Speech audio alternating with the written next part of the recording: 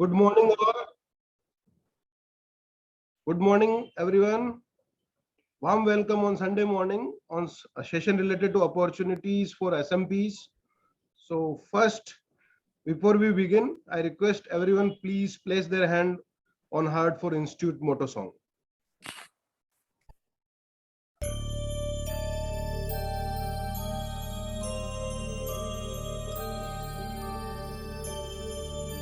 य एष सुप्तेषु जाग्रति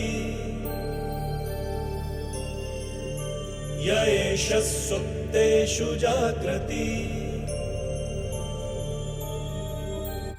कामं कामं कामं कामपुरुषो पुरुषो निर्विमाणः निर्विमाणः तदेव शुक्रं तद्ब्रह्मा तद्ब्रह्मा तदेवामृतमुच्यते तस्मिन् लोकः शतः सर्वे तदूनात्यति कश्चन एतद्द्वैता एतद्द्वैता एतद्द्वैता एतद्द्वैता एतद्द्वैता एतद्द्वैता.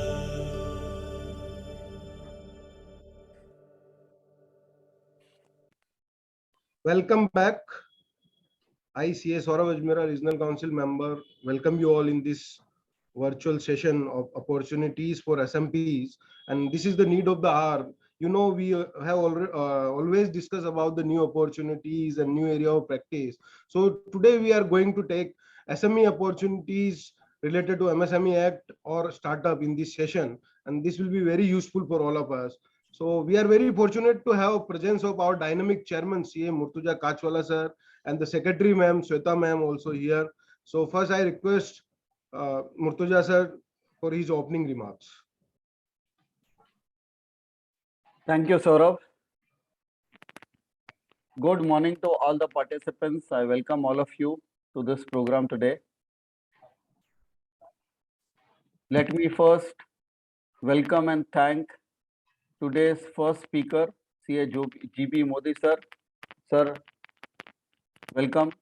And Modi sir has always been supportive. Whenever we call him, invite him, he is always available.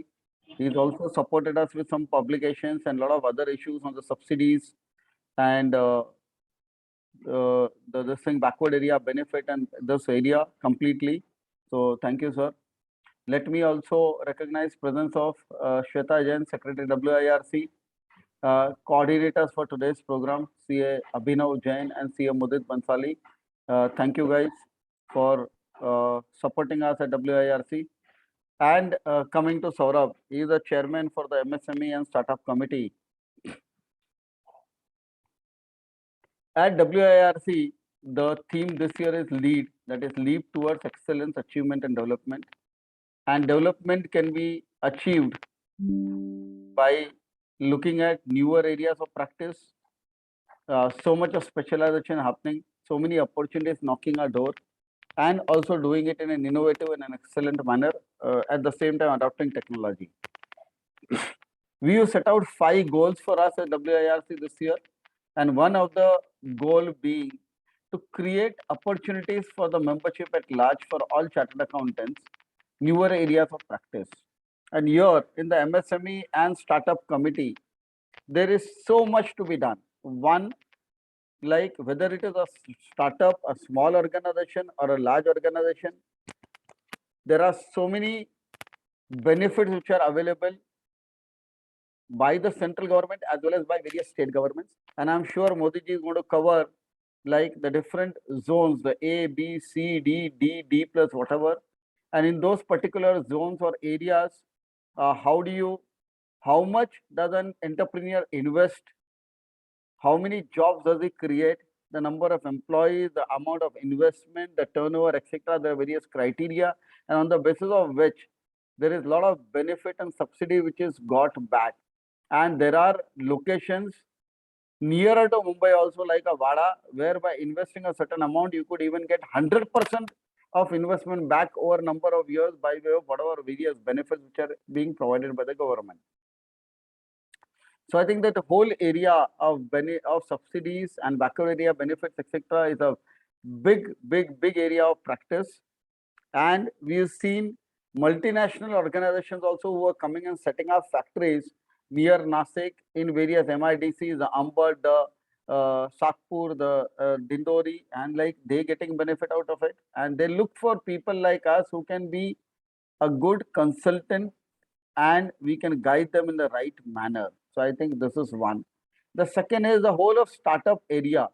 There are people who understand business, who got new ideas, but they don't know how to start, where to start, what to do. And we can come in by helping them at each stage, from an agreement to an MOU to like the legal support to the accounting support to doing CFO activities for them, doing the tax registration and compliances.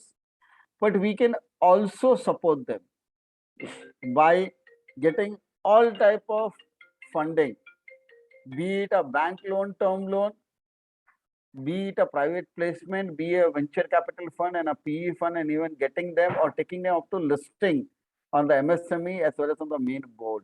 So there is a whole lot of practice area which is there. So let us look through these areas also, try and see if we can make a career build here and we can support our clients here. So with that, happy learning. Thank you for joining on this Sunday morning, and over to Saurabh again. Saurabh, thank you very much. Thank you, Murja Bhai, for a word of wisdom related to the startup practices and new areas of opportunity. May I now request Shweta ma'am to share his views in a very short way. Thank you, Saurabh. About coming to a WRC, what I can say is with our visionary chairman and the theme, a very thoughtfully designed theme as lead, we have so many initiatives we have already started and so many programs lined up in coming months. So we all are ready to work and we will not leave any stone unturned. But at the same time, your participation, wholehearted support is of utmost importance. So at WRC, what I can say is we all are there to support you. At the same time, request your support and your participation also. So if you have any query, any any ideas, so please reach out to us, call us and write us at any point of time. So thank you so much, Saurabh. Please continue. Thank you, ma'am, for motivating us. And now I request Ishwar Ji. Ishwar Bhai, you are here? I think he is facing some technical issues. So as GB Modi sir is well-known faculty, we all know about it. So let's welcome with a big round of applause to GB Modi sir to take over this charge.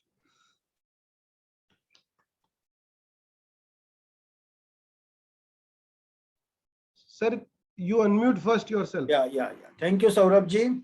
Thank you, Chairman WRC. Thank you, Secretary Ma'am. I had a small discussion with Secretary Ma'am about the MSME, and she has taken immediately. Inko bolne ki der hai, they gachi pakad lete.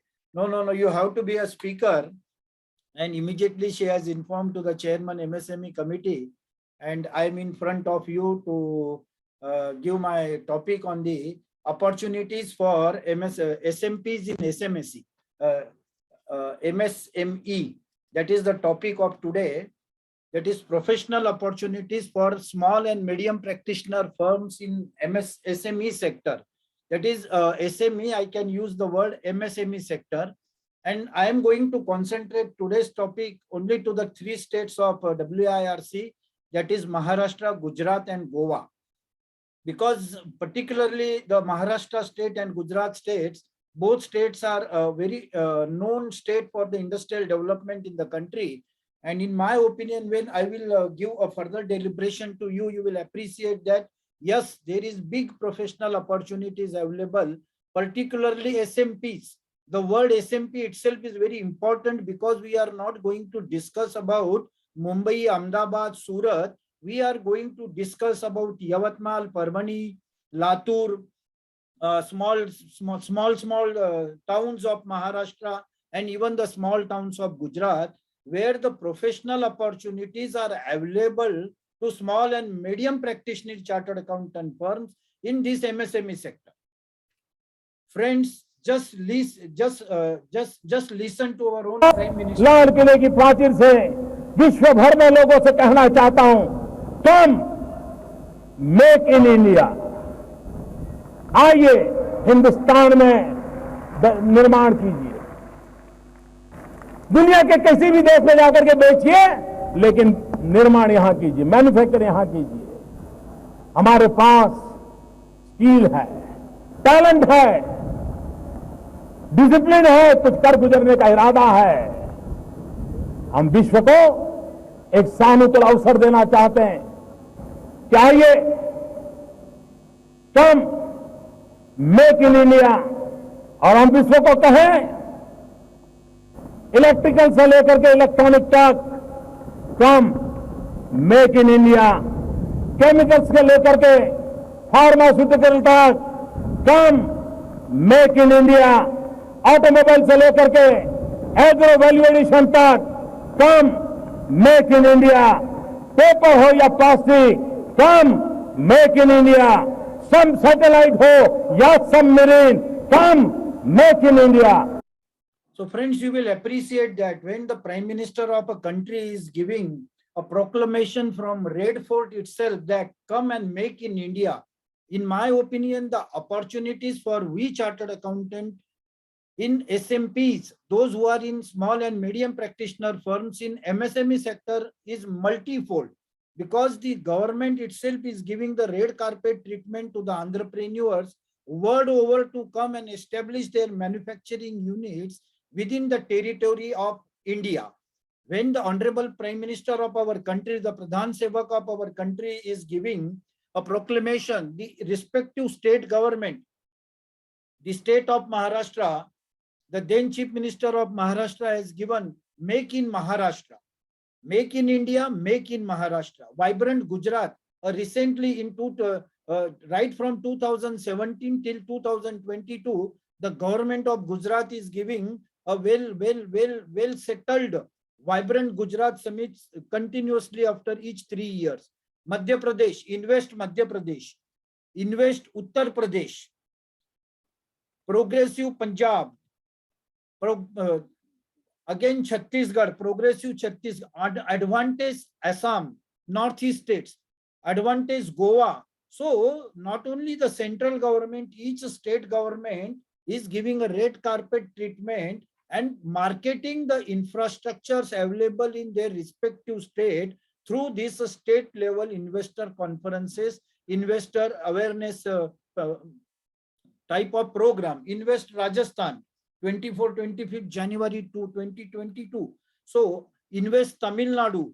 So see, not only the central government, the state government is also giving red carpet treatment to the MSME sector, to the manufacturing sector, to large, ultra large mega projects to come and establish their manufacturing units in their respective state. The Honorable Prime Minister has proclaimed that आइए भारत में निर्माण करिए, विश्व में बेचिए. So in my opinion, the SMPs who are practicing in all over India, not only in WIRC, but all over India, has great opportunities to undertake from this initiative of the central government since 2014 onward. The revised definition of MSME itself has given a wide scope to the small and medium practicing chartered accountant firm in the MSME sector.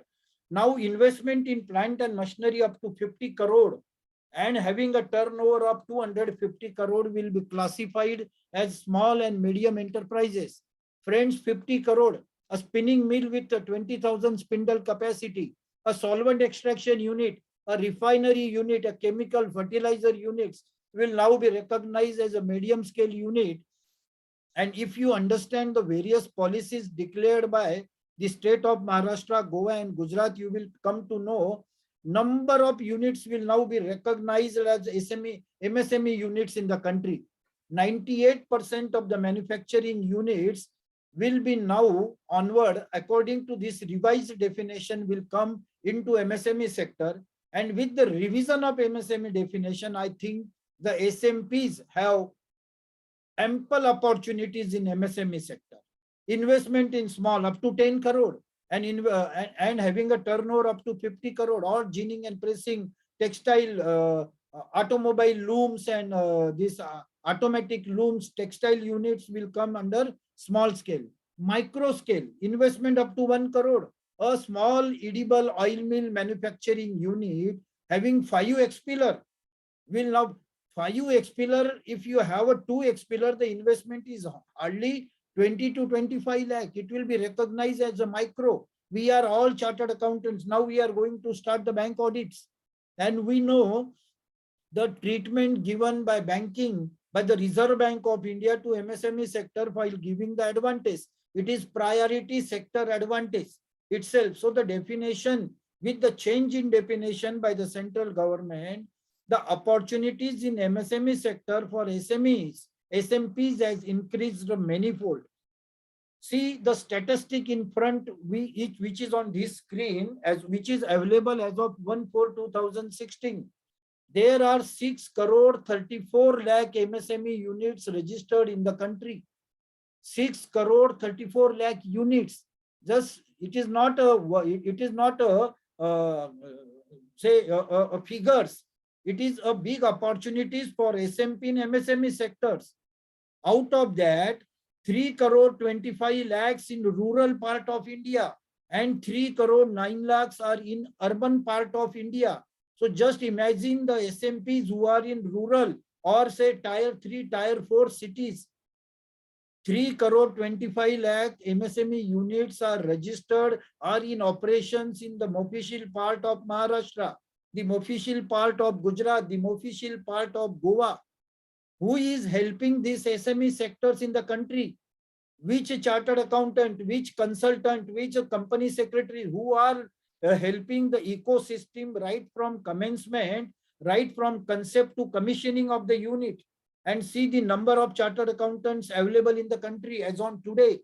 As on 1/4/2021, there are 3,27,081 chartered accountants. And the number of SME registered in the country, 6 crore 34 lakhs.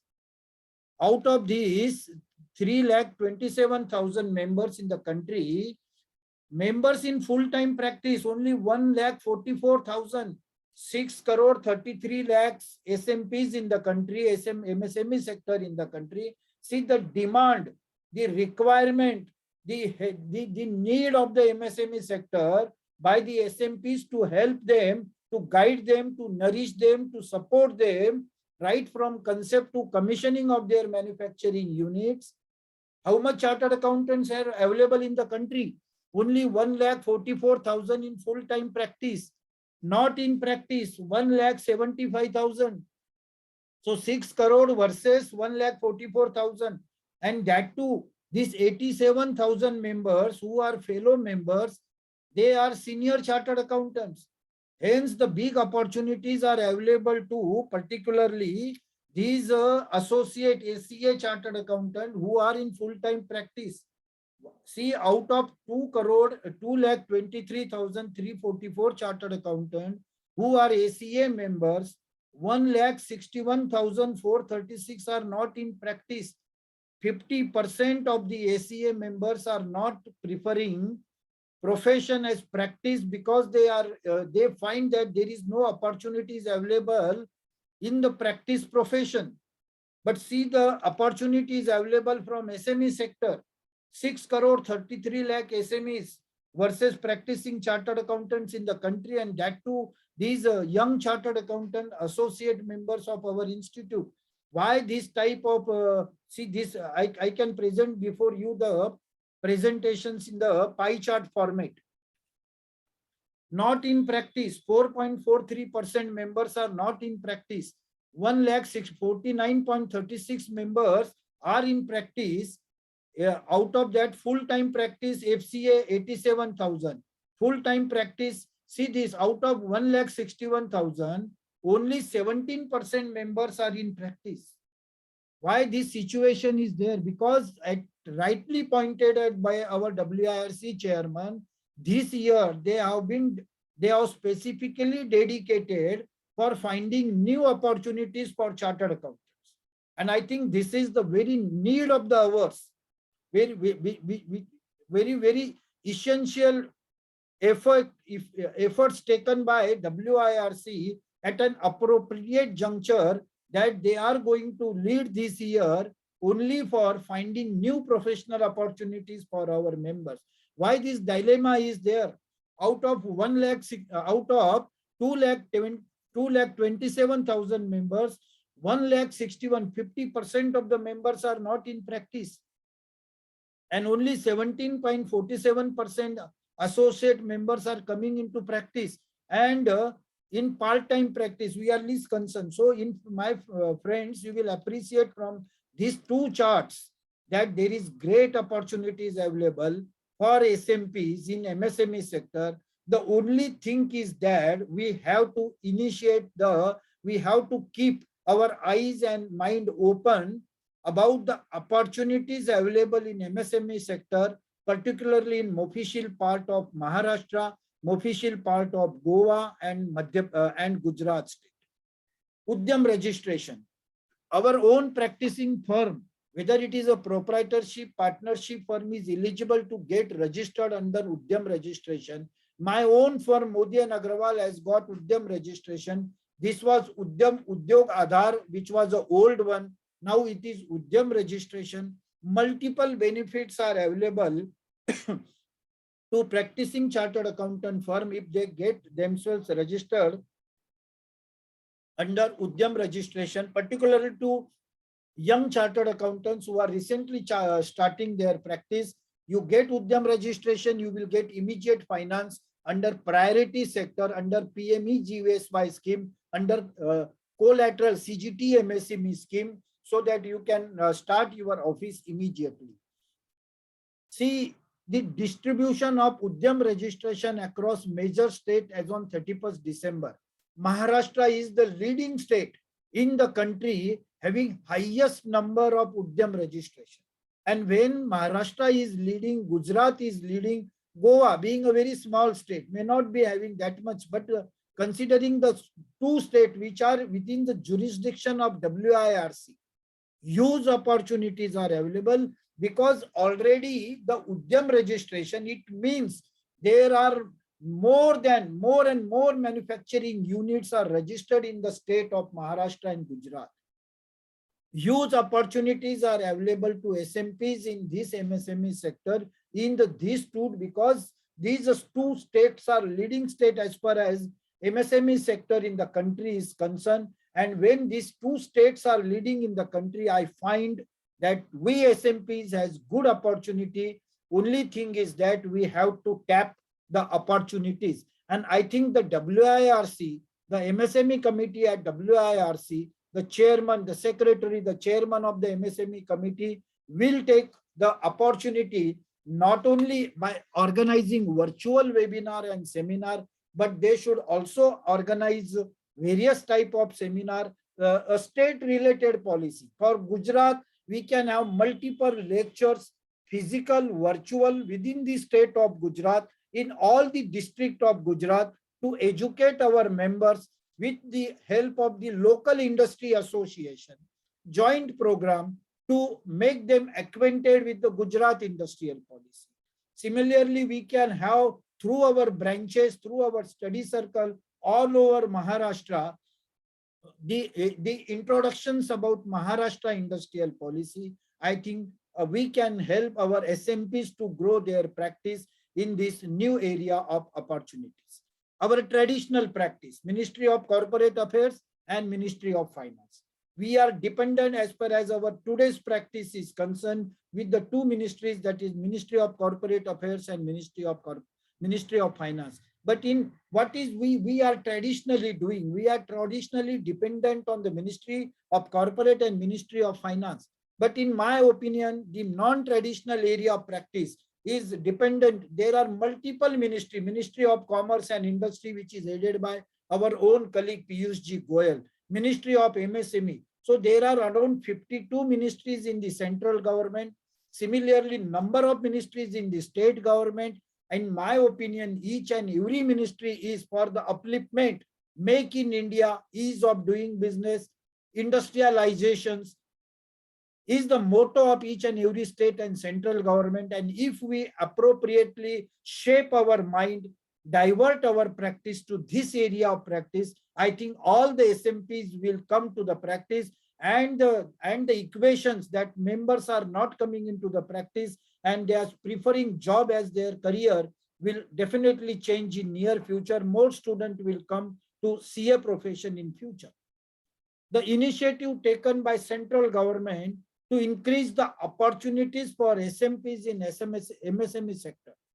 The India's infrastructure, India's monetization pipeline, national monetization pipeline, 6 lakh crore, the government is expecting to earn by way of monetizing the assets of the central government, and that too in which sector? Port, aviation, warehousing, telecom, urban real infrastructure, product, natural gas, power generation, power transmission, railway, road, mining, stadium.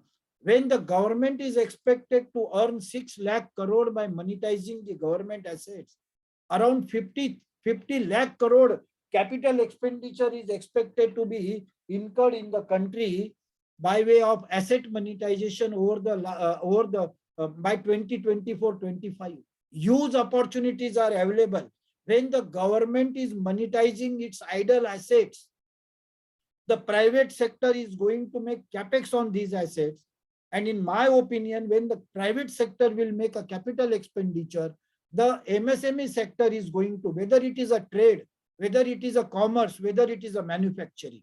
I think we chartered accountant in SMPs who are in official part of India has great opportunity to get the opportunities from this MSME sector. So this is asset monetization pipeline. The government has already passed or already established the National Bank for Financing Infrastructure and Development. The bank has come into operation. 15,000 crore is the authorized capital of this bank. A specialized bank has come. National Mission on Edible Palm, Edible Oil. India is dependent. India is at present only producing 35 to 40% of edible oil what our country consumes. 60 to 65% we are dependent on import. So keeping that view, the central government has come out with a National Mission on Edible Soil All Pine. I think Northeast is the biggest beneficiary of this mission.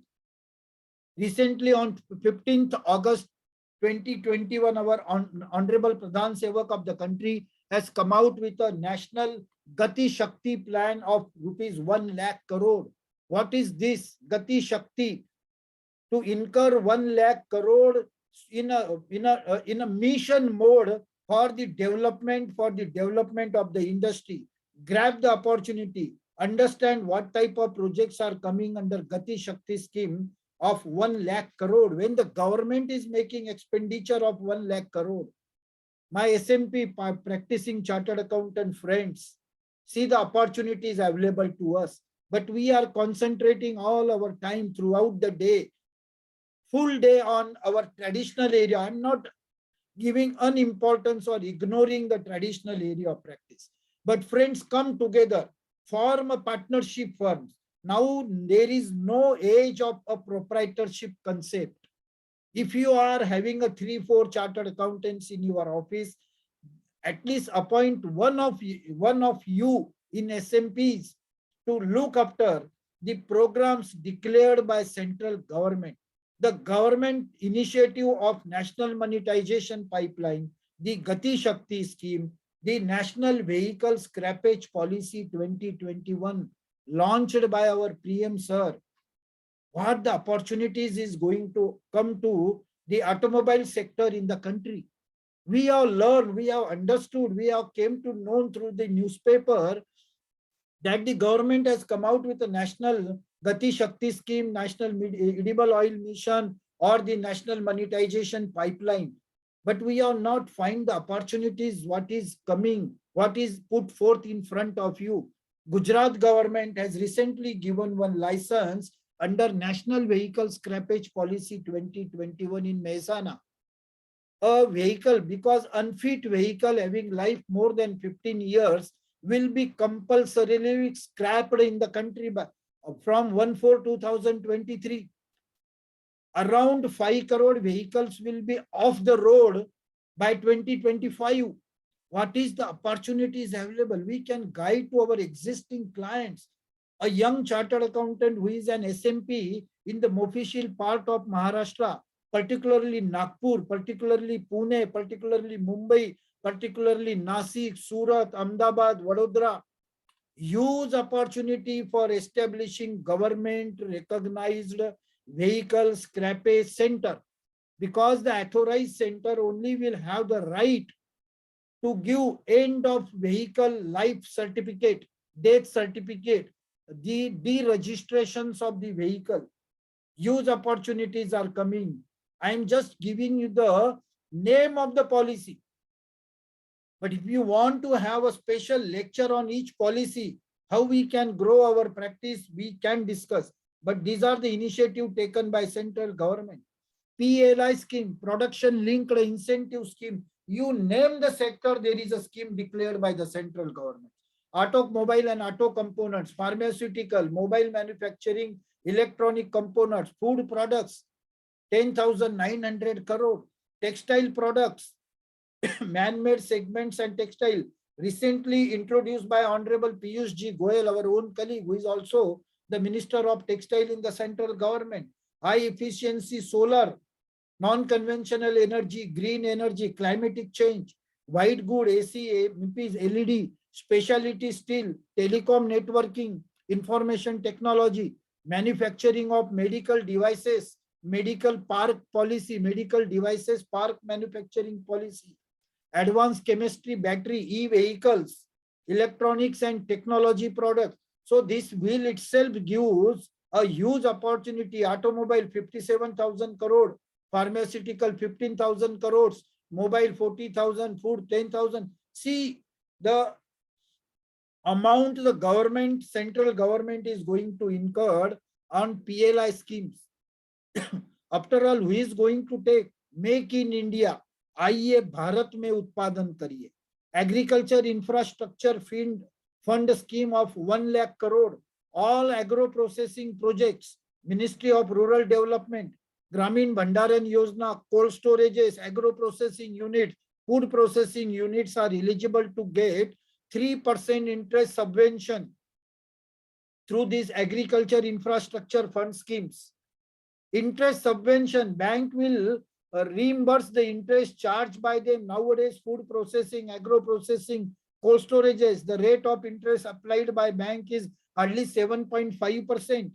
And if the 3% is reimbursed from this agriculture infrastructure fund scheme, what will be the effective rate of interest? 4.5%.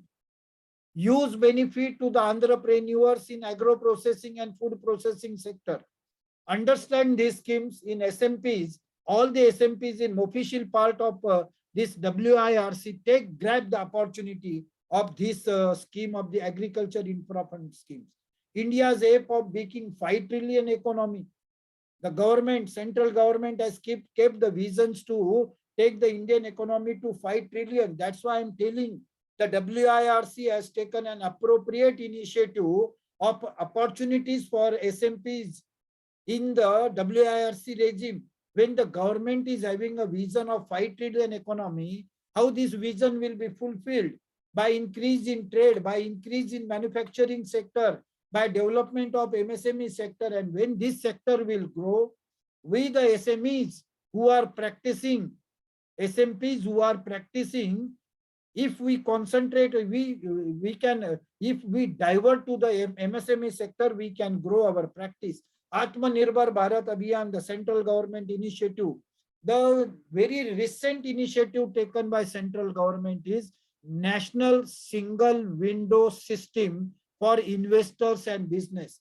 It is a single window clearance system where you, the investor, the world over, entrepreneurs can file their application on National Single Window Clearance System, which is a central government initiative for giving cloud-based clearances for various NOCs, permission, permits, land allotment, pollution control clearance to entrepreneurs to get the benefit within the jurisdictions of the territory of India. So understand the national single window clearance systems, which is very interactive, time-bound program. Ease of doing business is the initiative. Now it is no need to go to Delhi to get a license. Right from sitting in your office in Mehsana, or right from sitting in Patan, in the state of Gujarat, very small town of Patan, very small city of Gujarat, right from sitting in Buldana or Hingoli, you can file an application for Udyam registration, or file an application for getting a loan from financial institutions. Nowadays, bank is not no more the only financing agency. Fintech companies are coming into the country. So with this, I am coming to the specific policies of the state of Maharashtra. Maharashtra is surrounded by Madhya Pradesh, Chhattisgarh, Telangana, Karnataka, Goa, and Gujarat.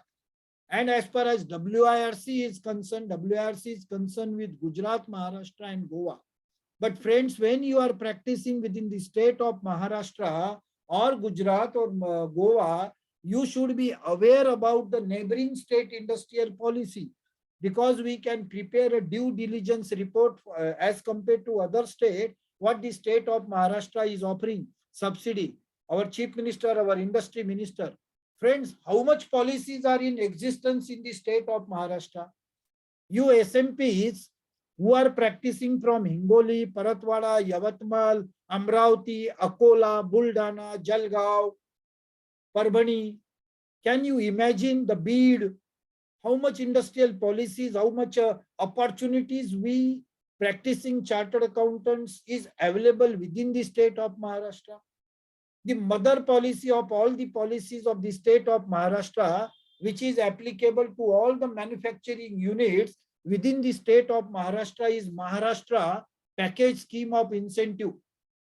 Wherever you are situated in the state of Maharashtra, except Mumbai and Pune, huge opportunities is available to SMPs, all the small and medium practitioner within the WIRC. Huge opportunities is available. Because when you enter into MSME practice, friends, I assure you, my SMP friends particularly, I assure you, your tax audit practice, your income tax return practice, your company audit practice, your GST practice will automatically develop once you are in this non-traditional or MSME practice. Because right when the idea has come in the mind of the entrepreneurs that he want to establish a manufacturing unit, the first and foremost in the mind of any entrepreneurs, any promoter of the unit, is that what type of subsidies will be made available by the state and central government to my units. And if friends, if you are aware about the policy, the implementations, the detail, the nitty-gritty, the percentage of benefits available under respective policies, the client will be very happy that you have helped him to fulfill his desire right from concept to commissioning of the unit. And I think the Maharashtra Package Scheme of Incentive is the mother policy. Maharashtra State Women Entrepreneur Policy. Even in Mumbai, Pune, if a woman entrepreneur starts its manufacturing activity, she will get the benefit. Chief Minister Agro Food Processing, Maharashtra Textile Policy, Maharashtra ITES policy. I will request to the Managing Committee of WIRC, make a tie-up with the Ministry of Information Technology in the state of Maharashtra and Gujarat, and take the help of our faculties all over Maharashtra to have a lectures in BTech and MTech colleges in the state of Maharashtra to create a startup to introduce this electronic students of third years and MTech student about the Maharashtra ITES policies and Maharashtra electronic policy. I think we can definitely play a very important role in the Maharashtra making, in the Gujarat making, and making our own country proud in MSME sector as far as IT and electronic policy is concerned. Maharashtra Logistic Park, Maharashtra Electric Vehicle Policy, Maharashtra James Jewelry, Maharashtra Tourism, Maharashtra Cloud Computing Policy, Maharashtra FinTech Policy, particularly Mumbai, Pune, Ahmedabad, Vadodara. So many FinTech companies are coming in the country. We can take the advantage. Maharashtra Aerospace Defense, Maharashtra Telecom, Baba Saheb Ambedkar, Maharashtra State Innovative Startup Policy. So what is possible? 75 साल देश बनाता होगा, तब तक big 4 को big 8 में बदल देंगे और जो बिग 8 होंगे उसमें बिग 4 यही मेरे सामने जो लोग हैं उन्हीं में से होंगे दोस्तों। ये सपना हम लोगों का होना चाहिए। I think we can fulfill the dream of our Prime Minister, which he has given, which he has put in front of we practicing chartered accountant, that not only these big 4, the big 4 should come from we practicing chartered accountant from SMEs, SMPs. Because why? Because when there is a 16 policies in the state of Maharashtra, why can't we have a 16 chartered accountants coming together, having their office in Mumbai, Pune, Bangalore, or say Ahmedabad or Vadodara or Surat, and taking, I am in charge of Maharashtra electronic policy, I am in charge of Maharashtra IT policy, I am in charge of electric vehicle policy. So many vertical. And when we will, this dream will fulfill, members will come together, I think we can fulfill the dream of having a big 4 in the country by this operate. So Maharashtra government is having Maharashtra package scheme of incentive. I think, can I take another 5-10 minutes, sir, with the permission? Yes, sir. Yes, sir. You have sufficient time. Yes, sir. Please. Because my 10 minutes is taken in inauguration session, so I will request the organizer to. Yes, give me. yes, sir. Please go ahead. It is. Yeah, thank you, sir. Thank you very much. So as far as this Maharashtra package scheme of incentive 2019, which I told as is a mother policy of all the policies of the state of Maharashtra. Because wherever your manufacturing unit is situated in the state of Maharashtra, except Mumbai and Pune, the unit is eligible to get the benefit under Maharashtra PSI 2019 scale. I have used the word Greater Mumbai, Thane, Palghar, 0% subsidy, because these are classified as Group A area. So friends, SMPs, if somebody call you on a phone and tells them that, yes, sir, I want to establish a unit in Vasai, no benefit, 0%, because it is classified as Group A unit. So Konkan division, Greater Mumbai, entire Mumbai metropolitan region, no subsidies are available, no opportunities as far as MSME sector in subsidy is concerned. That's why SMPs, small and medium practitioners, where they are situated in Parbhani, in Hingoli, in Latur, in Beed, in known as Buldana, huge opportunity. Thane, Kalyan, Ulhasnagar, Ambernath, no subsidy. Palghar mein, Vasai, Palghar, no subsidy. Raigad, Alibag, Uran, Panvel, Karjat, Kanapur, no subsidy. Pune city, Mawal, Haveli, no subsidy. 30% of the project cost subsidy available. Where? Thane, Murbar Taluka, Palghar, Dahanu Taluka, Nasik Taluka. The complete Nasik Taluka is eligible to get 30% of the project cost in the state of Maharashtra under PSI 2. 40% of the project cost. Thane, Bhivandi, Shahpur, Raigad, Karjat, Mahad, Mangav, Murad, Ratnagiri, Chiplun. 40%, 10 crore का project लगाया, 4 crore की subsidy. It's a win-win situation. A chartered accountant and SMP who has guided to the entrepreneur will get the benefit of 40% of his capex in the form of subsidy by the state of Maharashtra. Who is getting the benefit? The entrepreneur. By whose guidance? The SMPs. Hence, it's a win-win situation. Pune, Shirur, Daund, Bhor, Nasik division, Nifad and Sinnar now come to the 50% subsidy of the project cost. See the areas, the maximum area is for SMPs, small and medium enterprises. Raigad, Ratnagiri, Sindhudar, Pune, Solapur, Satara, Sangli, Kolhapur, Nasik, Nagar, Jalgaon, Aurangabad, Nagpur. 50% of the project cost is eligible subsidy. Friends, do you agree with me that yes, there is professional opportunities in MSME sector by the state of Maharashtra under PSI 2019 scheme? Yes. Only thing is that we have to have a vertical in our office. 60% of project cost subsidy. Can you imagine the SMPs? I think you are there in this part of Maharashtra. आप सबके offices है, माहौल में है, मंगलवेड़े में है, संगोला, करमाड़ा, माड़ा, वनी, मान, पाटन, जोगली, कोई ना कोई एक chartered accountant senior proprietorship firm must be there in this part of Maharashtra. 60% of project cost is available, and we have seen the revised definition of MSME. Use opportunity. See another 60%, Jalna, Nanded, Bid. I think the WIRC, the MSME committee can play a huge role by getting the virtual lectures for our SMPs in this area. We can change the scenario of MSME practice. 60% of the project cost in Buldana, Yavatmal, Nagpur, Bhandara, Gondia, Wardha, Chandrapur.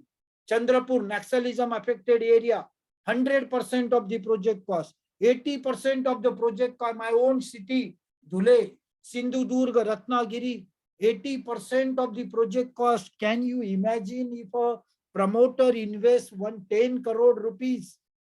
8 crore is the subsidy by the state of Maharashtra. If a investors invest 1 crore rupees, 80 lakh, who is going to lose? The entrepreneurs, if he does not contact to an appropriate SMPs.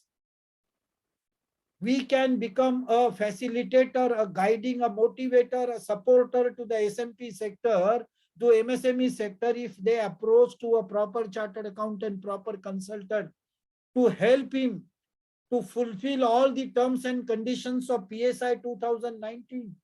Friends, just keep your mind cool. 100% of the project cost is made available by the state of Maharashtra. All talukas of Hingoli, all talukas of Gadchiroli, 10 crore के project पे 10 crore की subsidy. Can you imagine?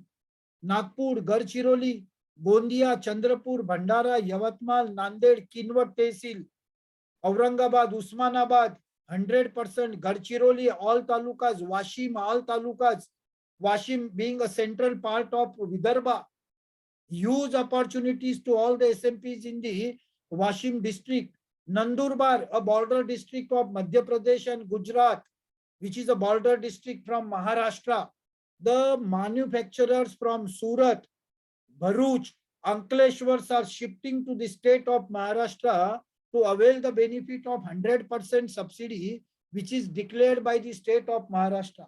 Huge opportunities available to the SMP sector in this. I am just keeping this side because paucity of time. You will just because in 45 minutes it is very difficult to introduce all the concept of stamp duty exemption in the state of Maharashtra for purchase of land and for execution of term loan documents.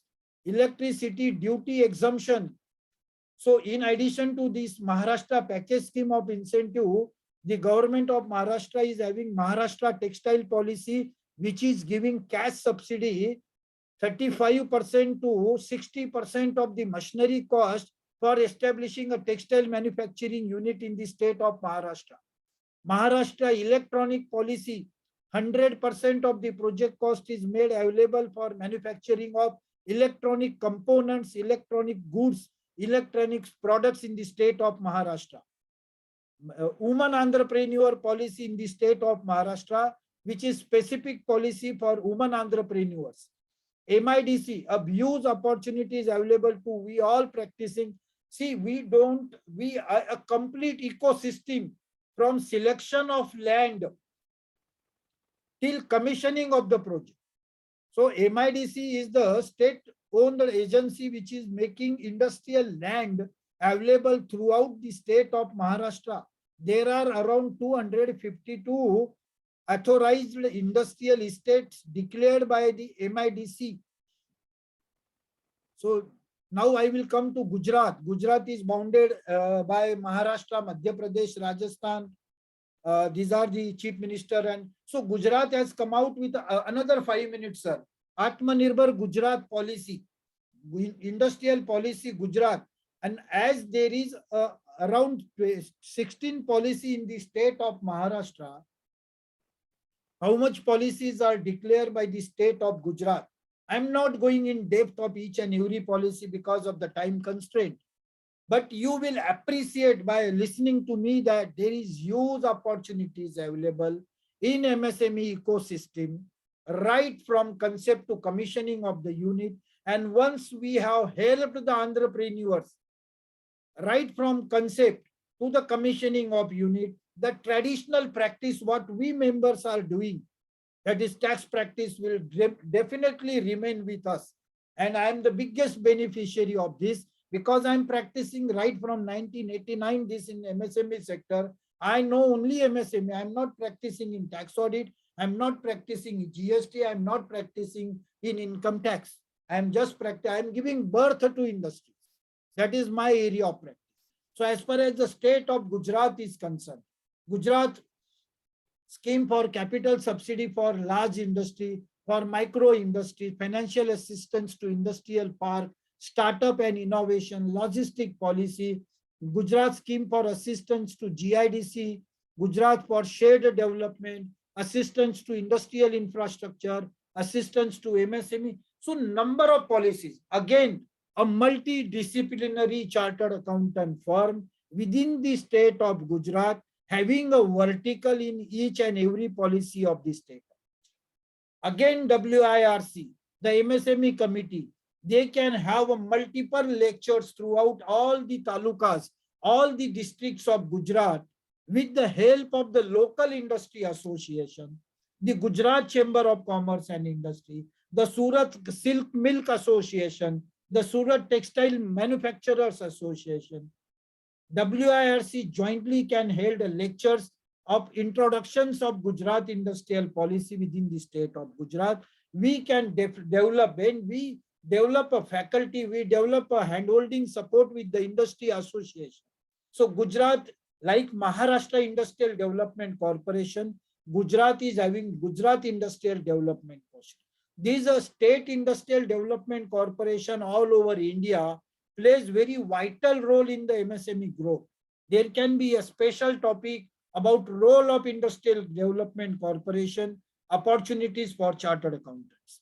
So industrial development corporation. Now I come to Goa, Karnataka. These are the various policy. Chota sa state hai. And now the government of India has come out with a various tourism policy. So even for Gujarat, there is a huge scope available for all the members who are from the Gujarat, from the Goa state. They can Gujarat, Goa tourism policy, Goa tourism shake policy, Goa sports policy, water sports policy. The potential of the state has been considered while forming the policy. So friends, there are number of policies as far as these are the industrial estates within the state of Goa. So friends, I have tried my best within the given possible time to put in front of you what type of professional opportunities are available to we SMPs in MSME sector.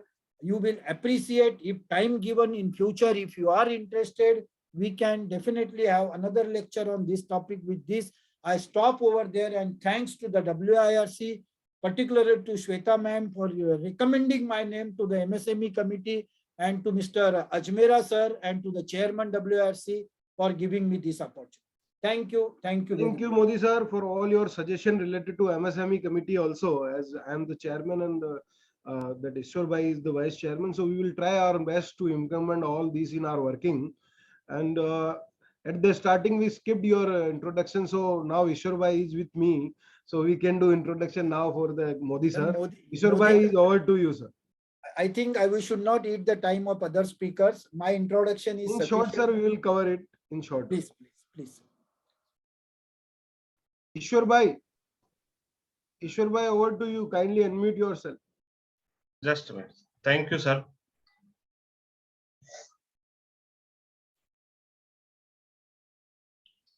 Good morning, all of you. Respected Saurabh Bhai, Regional Council Member, Gautam Bhai Lad, Regional Council Member, our Speaker GB Modi ji, and Abhinav Jain ji, and my dear CA friends, a very good morning to all of you. It gives me an immense pleasure to introduce our today's speaker, who is very much known for the subsidy and other government schemes, assistance and advisory. He has been co-authored the book named Practice Manual on Package Scheme of Incentive 2013, published by WRC. He was chairman of Dhule branch of WRC during 2015-16. He has got experience of 30 years as partner with Modi and Agarwal Chartered Accountants, having office at Mumbai and branches at Aurangabad, Dhule, Jalgaon and Pune. He has got areas of specialization. For example, obtaining subsidies from state governments, central government, Ministry of Textile, NABARD, National Horticulture Mission, Ministry of Food Processing from central government, venture capital assistance from SAFAC, New Delhi. He has he has been handling various projects like obtaining subsidies for more than 300 ginning and processing factories in Maharashtra, Madhya Pradesh, Gujarat, Andhra Pradesh, Orissa, Karnataka, Tamil Nadu, and from a technology mission on cotton, the government of India. He has been obtaining subsidies for 18 cold storages from NHB. With this, I introduce before you our today's faculty, GB Modi sir, who is having enriched experience in these subsidy schemes. I request all the participants to get your clients assisted by you for these subsidy schemes. Thank you all. Thank you, Shurbai. Now I have my regional council colleague CA Gautam Lat. So I request him to propose a well-deserved vote of thanks to Modi sir. Thank you so much, sir. You have very well explained the subject in detail. I'm sure, after listening you, I am very much tempted to either move my office or, open a branch outside Mumbai and Pune, because sometimes we come across multiple questions that there is no opportunity outside Mumbai and Pune. I'm sure, after hearing your lesson, all the session, all the doubts will be cleared. And we people who are sitting in Mumbai are feeling that we have very less opportunities. So, sir, you have very well illustrated and given, a scope to all the SMPs that how can be the part of, the great SME story which is going on. Now, India is becoming a $400 billion export hub. So how can, we as a chartered accountant, as an advisor to help them setting up the manufacturing unit. Thank you so much, sir, for, covering this extensive subject so calmly and, so positively giving us a new light. Thank you so much. I request everyone to please give, heartily vote of thanks and round of applause to sir. Thank you so much, sir. Over to you, sir. Thank you, sir. Now we have our faculty of the next session, Hardik Bhai. So may I again request CA Gautam Lat to introduce our next session faculty, Hardik Dave. Hello. Good afternoon, Hardik ji. Good afternoon. Good afternoon, everyone. Good afternoon, everyone. So now from SME story, let us move to the startup story of India. As we all know, we have, recently India is home to 94 unicorn, totaling to $319 billion startup total valuation of 94 unicorn. And recently, most of the unicorns out of 94, 44 has become unicorn in the last year. So India is, seeing a extensive growth in startup story. So let us see how as a chartered accountant, we can be part of it. And to know about, how we can have as a chartered accountant, a practice area in startup industry, we have our speaker today, Mr. Hardik Dave. Hardik Dave is a chartered accountant, company secretary and founder and CEO of NYKAA, which is an artificial intelligence training startup based in Mumbai. He has also been working in startup consulting and mentoring and has helped several startups set up their businesses, build teams, raise funds and scale up. He is associated with Startup India as mentor and have also served as National Director of Entrepreneurship at World Youth Heart Federation of India. With this brief introduction, over to you, sir. Thank you so much. Hi, everyone. A very good afternoon to all the people here.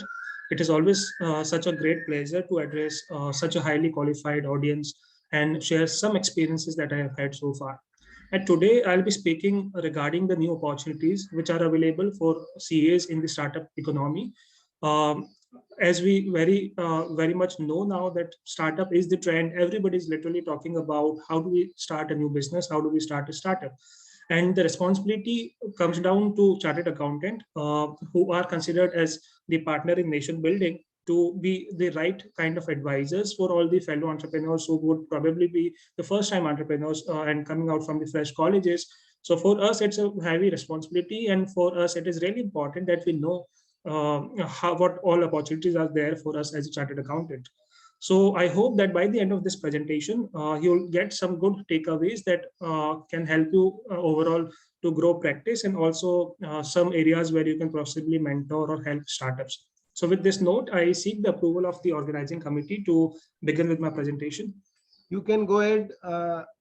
For audience, if you have any questions, you can mention in chat box also. Perfect. Thank you so much. So let us begin with the presentation. I just shared my screen, if you can confirm. Perfect. Okay. So new opportunities for CAs in startup. This is the topic that will be revolving around.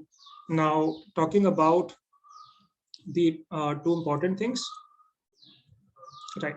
So talking about the table of content, there would be most broadly two broad categories of content that I want to cover in my whole presentation today.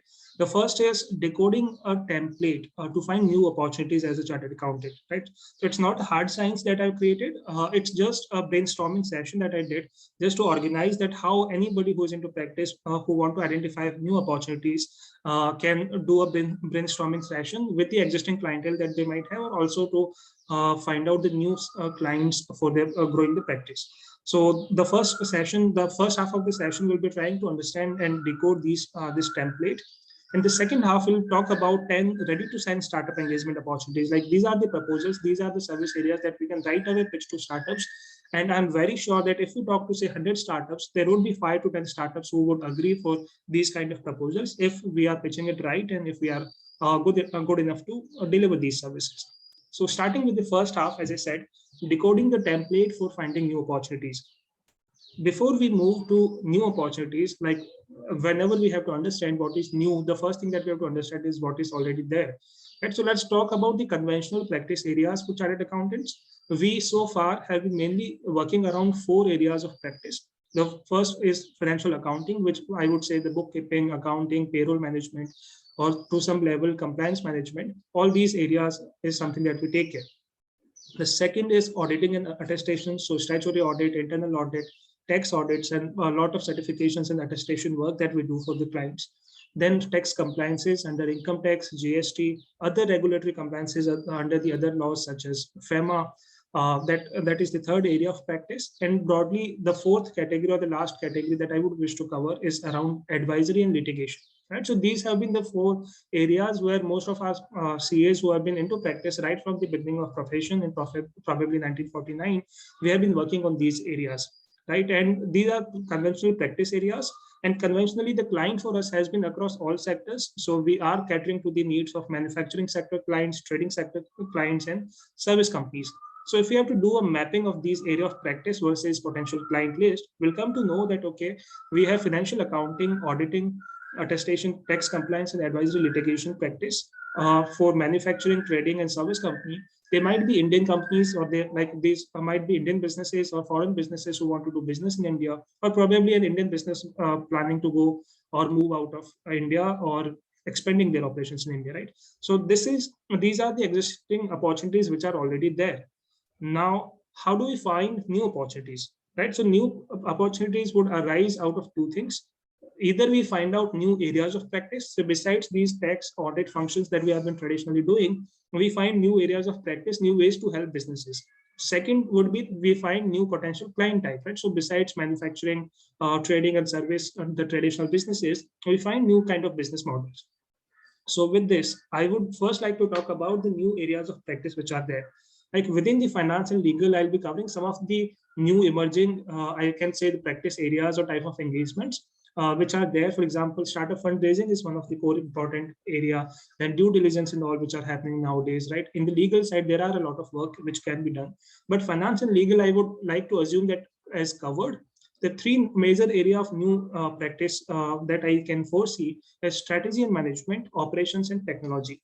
right? Besides that, there are other functions that we can always try to cover: human resource, investor and PR, and marketing. Let us try to dive deep into this.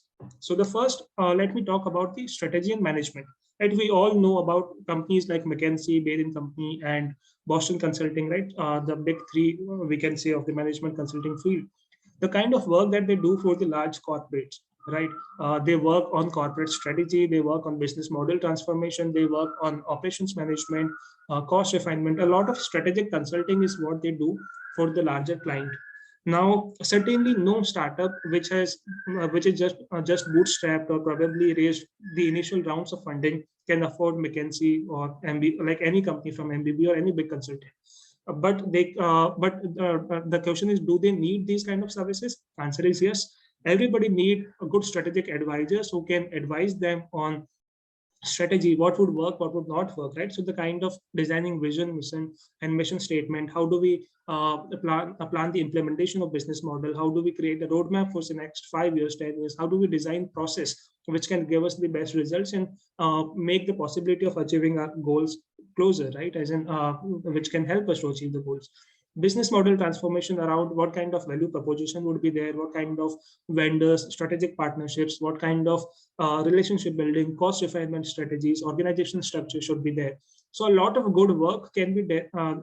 For example, say if there is a new startup coming up, say in the field of artificial intelligence, now they would need for sure advisors in different areas where what kind of companies, what kind of vendors, what kind of products. A lot of areas are there. Like in any startup at any given point of time, there are n number of problems to be solved. And not all problems can be solved in-house when it comes to strategic and management, because even the founders has a limitation in terms of their own experience and expertise.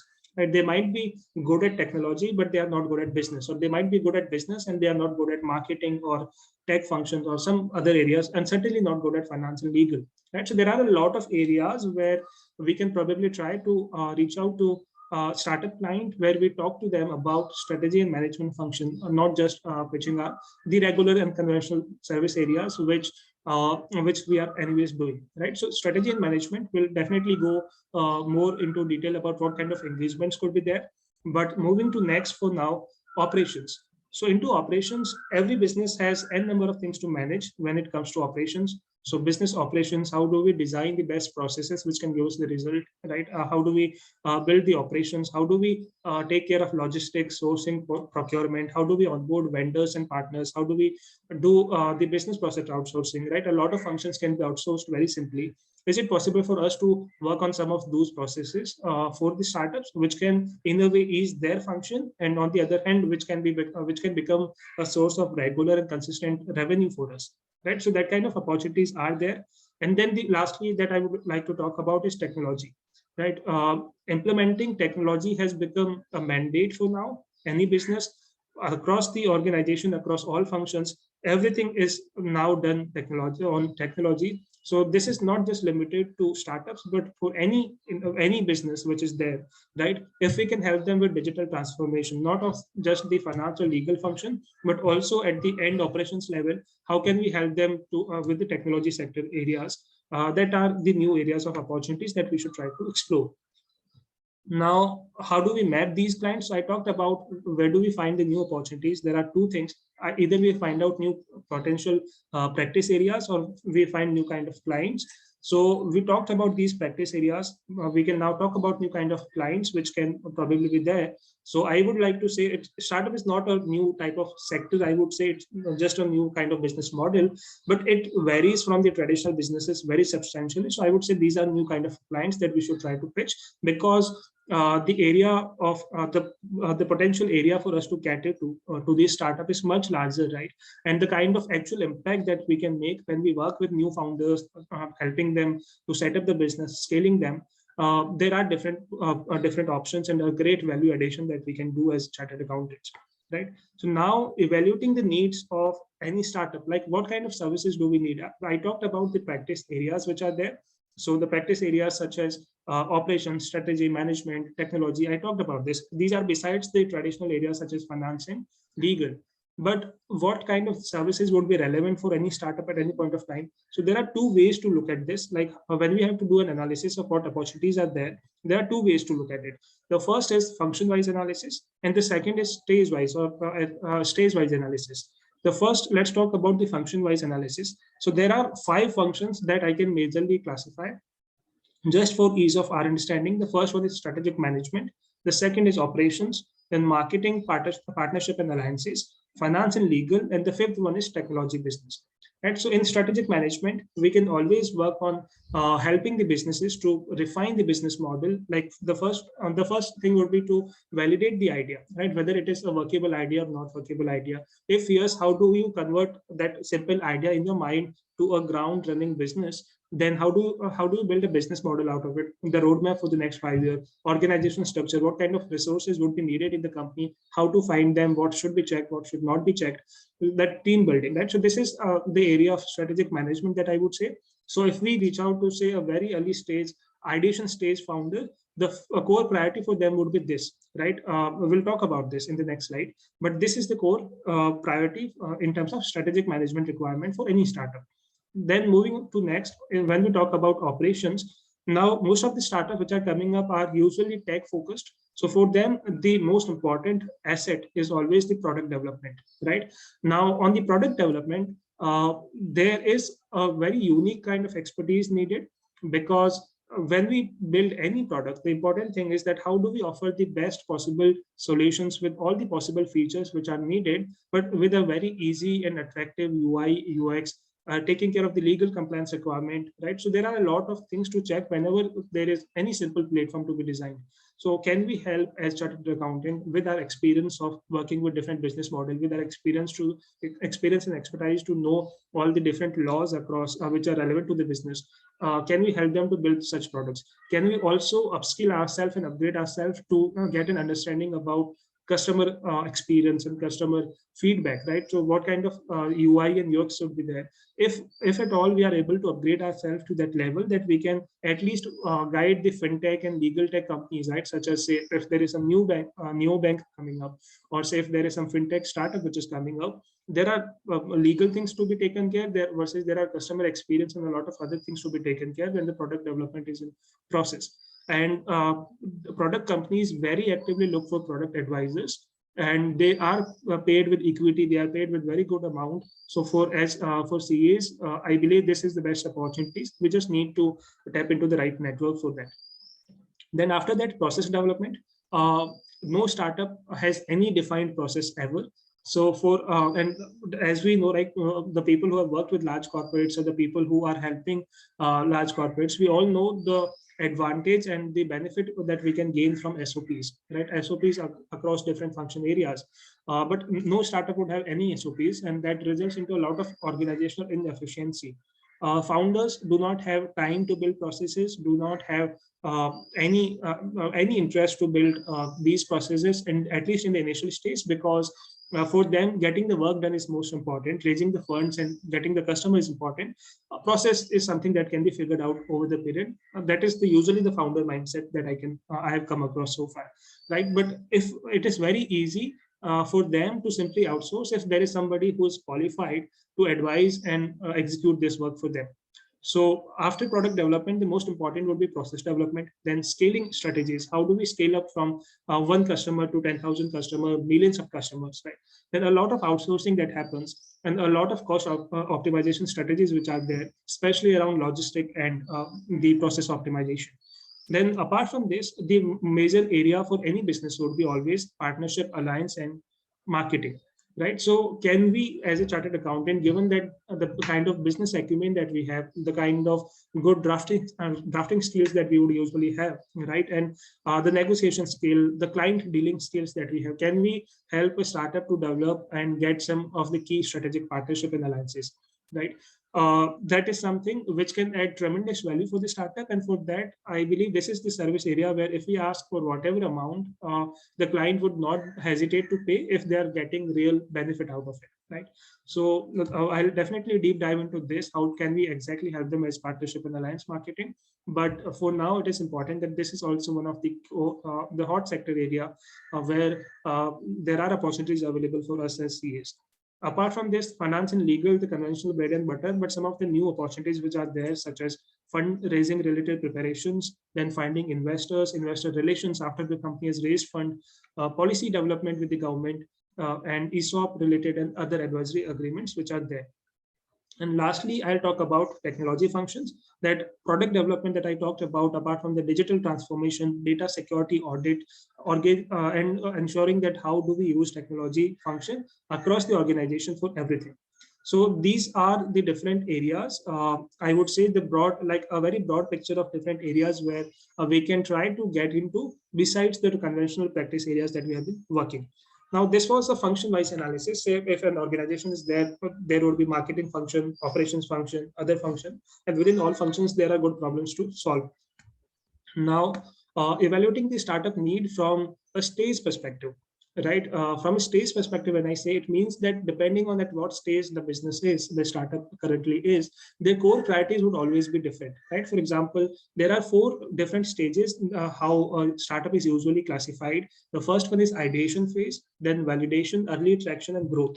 Ideation phase certainly means that the business is not yet on the ground. It is just an idea which has to be now started to be worked on, and that is the phase where the founders are figuring out whether they should work on the idea or not. If yes, then what kind of solutions should be built, what kind of business model should be there, what kind of product should be built, and what all things are, like what should be the product strategy, and then how do we create a future roadmap, right? So a lot of good key activities at this stage are market research.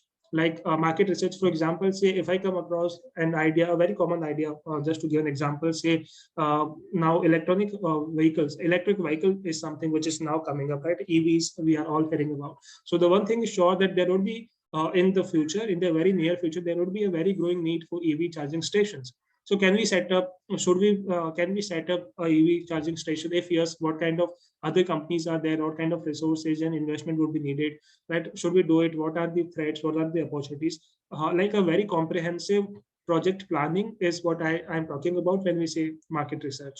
Then after that, idea validation, whether this idea would really work or no. Is there a threat from a competitor that even if we succeed for the next 12 months, the idea might be so attractive, and if it is noticed by a big tech company, they might just implement it very simply. Right? For example, Paytm's business was scaled to a very great extent by Google Pay. Right? For Google, it was very easy to build it. It was very easy for them to get clients, like get users on board, and it has affected Paytm's business overall. Then, so that kind of idea validation that has to be forecasted in advance, that what are the future risks that might be there for me, and should I be investing my time, money, and efforts now? So that phase is called idea validation.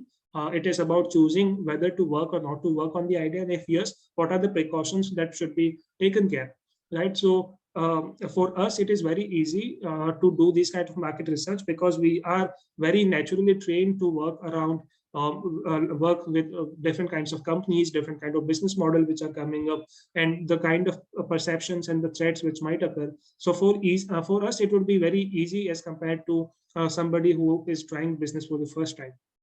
So that is where a lot of good work can be done. Then business model development, definitely. So having just an idea is not sufficient at all. We need to have a proper planning done and a kind of business model to be created about how exactly that business would work, right? What would be the input, process, and output? So what kind of procurements, what kind of resources, what kind of organization, a lot of other things are there, both on the demand, like on the procurement and supply side. After that, we have validation phase. This was about the ideation phase. After that, we have validation phase. On the validation phase, we have to cover like the core priorities for any business would be product development.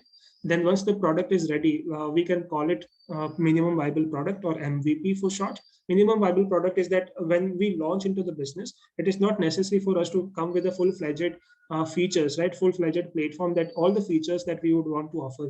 For initially testing it, we can just build a minimum viable product, which means offering all the basic features that our customer would want, and the kind of solutions, like depending on the solutions that we are giving, the kind of features which should be there. But at the same time, are not investing a lot of time and efforts, just building very quick prototype, launching it, and getting the initial feedback from the users.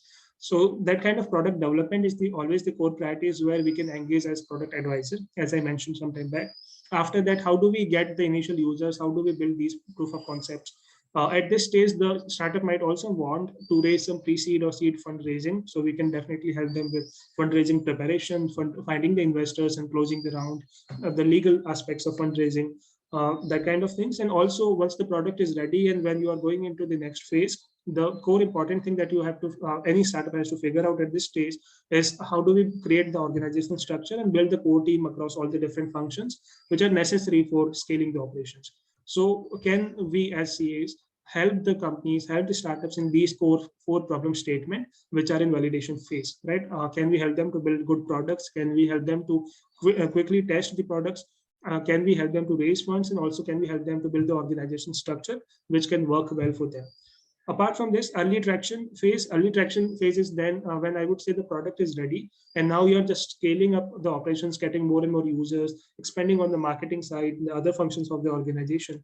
That is where I would say early traction or scaling phase. This is where now the product is ready. We have to build process for easy procurements. If procurement is a need, fast scaling, say if it's a hotel which has been say doing well in one particular location, how do we come across different locations? How do we expand to different locations, right? If it's a SaaS based product which is now working well with the initial users and the feedback has been updated and we have the full product now, how do we reach out to maximum number of people who can so that the startup grows, right? So that kind of processes, SOPs around all functions.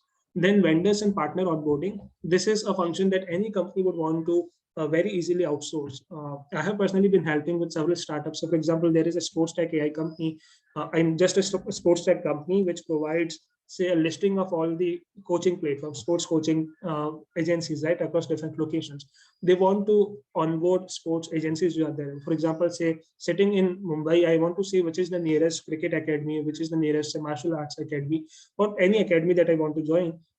Very similar to Zomato, just that instead of restaurants, it would have the coaching sports academies on its platform, right? So for that, they want to onboard all these academies for which they need team. So can we get resources on ground and can we help them, right? So similarly, Ola would want to engage with onboard drivers, or Uber would want to onboard restaurants. So can we go into the operations side, which is actually the key value driver for the startups. After that, early traction scaling phase, again, the company would want to build, raise funds, plan the ESOP structure for all the employees and the core team members, which would have been hired at by this phase. So that kind of work is something which takes the core priority of any startup at this stage. And finally, the growth stage. Now, this is the stage where the corporatization of startup happens, right? So now we can say it's no longer a startup. They have the product ready, they have the process ready, they have scaled to a very good extent. We can take example of say Oyo or Ola. No, we can't say they are a startup now, right? While they are considered a startup given the unique business model that they are in, but we can't really say that these are just startup now because they have become corporates, large corporate houses now. So at this stage, the priorities would be different. It becomes very similar to the corporate clients that we have been serving, which again has their own practice areas, opportunities for us.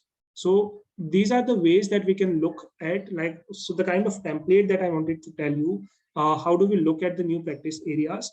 So let's try to map different areas, right? For example, this is the slide that on the one side, what you can do, say if you have an existing list of clients, right? Let's make a spreadsheet, very simple. On one side, you'll mention some of the top client that you have, right? The client which are, say, very good with you, the client which has good budget for all the services that you usually offer. On the one side, I'll make a list of companies like such clients. On the other side, we mention the existing work that we are already doing. And then we mention the potential service areas that we can, if we offer to them, they might be interested to listen to us, right? So that kind of metrics is what we should try to create. Not necessarily on a spreadsheet. It can very easily be done for us on the mental map that, okay, if there is a client which is into, say, so-and-so manufacturing, I am doing audit for now. What are the other areas in, say, operations or in strategy consultant, or what kind of new problems would be there that I can solve? So that kind of brainstorming would definitely give us new opportunities. And this is something, the reason I first talked about this template, or I like this approach, instead of just giving a list of that, okay, these are the new opportunities that we can go and talk, because this is a permanent approach that we can always apply. Today it's about startup, tomorrow it might be about that, okay, what kind of opportunities are there for small and medium businesses, right? Like very small scale businesses coming from unorganized sector. For them, say, okay, unorganized sector, the tax compliance audit is being taken care, but can I help them with digital transformation? Can I bring them digital? Right. So that kind of opportunities are always there. That this approach would certainly be very helpful for us if we keep that in mind. Before I move to the next. Okay, so there are I think two questions. Both of them talks about the same thing, how to cope. Right, I'll come to that point after the like it's taken care when we talk about the 10 projects that we can pitch. So now the first part is over. I would say that the approach that I wanted to talk about. And now let's talk about some of the opportunities which are very directly available. We can anytime pitch to them. I will go one by one at the same time. So the first is about startup foundation building services, right? As the name suggests, we would be helping the startup to build the foundation. So it covers a lot of work around the first thing that I mentioned, which was about the strategy and management consulting, right? So there are thousands of people, especially after the Shark Tank, which has just which was there, the kind of craze that it has created for entrepreneurship in India, because we are already a land of entrepreneurs. A lot of people are there who are doing good in business. Everybody want to do business. So with this new cheer up to the entrepreneurship environment, there will be thousands of people who would have some or the other kind of idea, but then they would lack that kind of strategic approach about how do we start a business out of it, right? How do we convert that idea to a running business? So that is where we can certainly help the new entrepreneurs to help them with this strategic approach about building the business models, validating the ideas, building the products. A lot of that work can be done with the ideation stage founders. Right, so the work which could be done here is market research, idea validation, problem solution refinement. For example, say somebody, for like very hypothetical example, say somebody, some entrepreneur comes to you saying that, okay, I want to build a YouTube for regional language content in India, right? Say just Gujarati movies YouTube, like Gujarati content YouTube. So now whether this idea can work or no, that's a different question. But yes, if this is just an idea that, okay, I want to build a regional language YouTube platform. Now, how do we go about it? That is where the real brainstorming is needed, right? How the product would be built, what all features should be there, then how would we get the initial users, what kind of team would be needed, whether the team would be in-house team or freelancers or consultant or like third-party agents would be working on. How would we go about raising funds? What would be our plans after say 1 year, 2 year, 5 years? So a lot of strategic work is to be done there.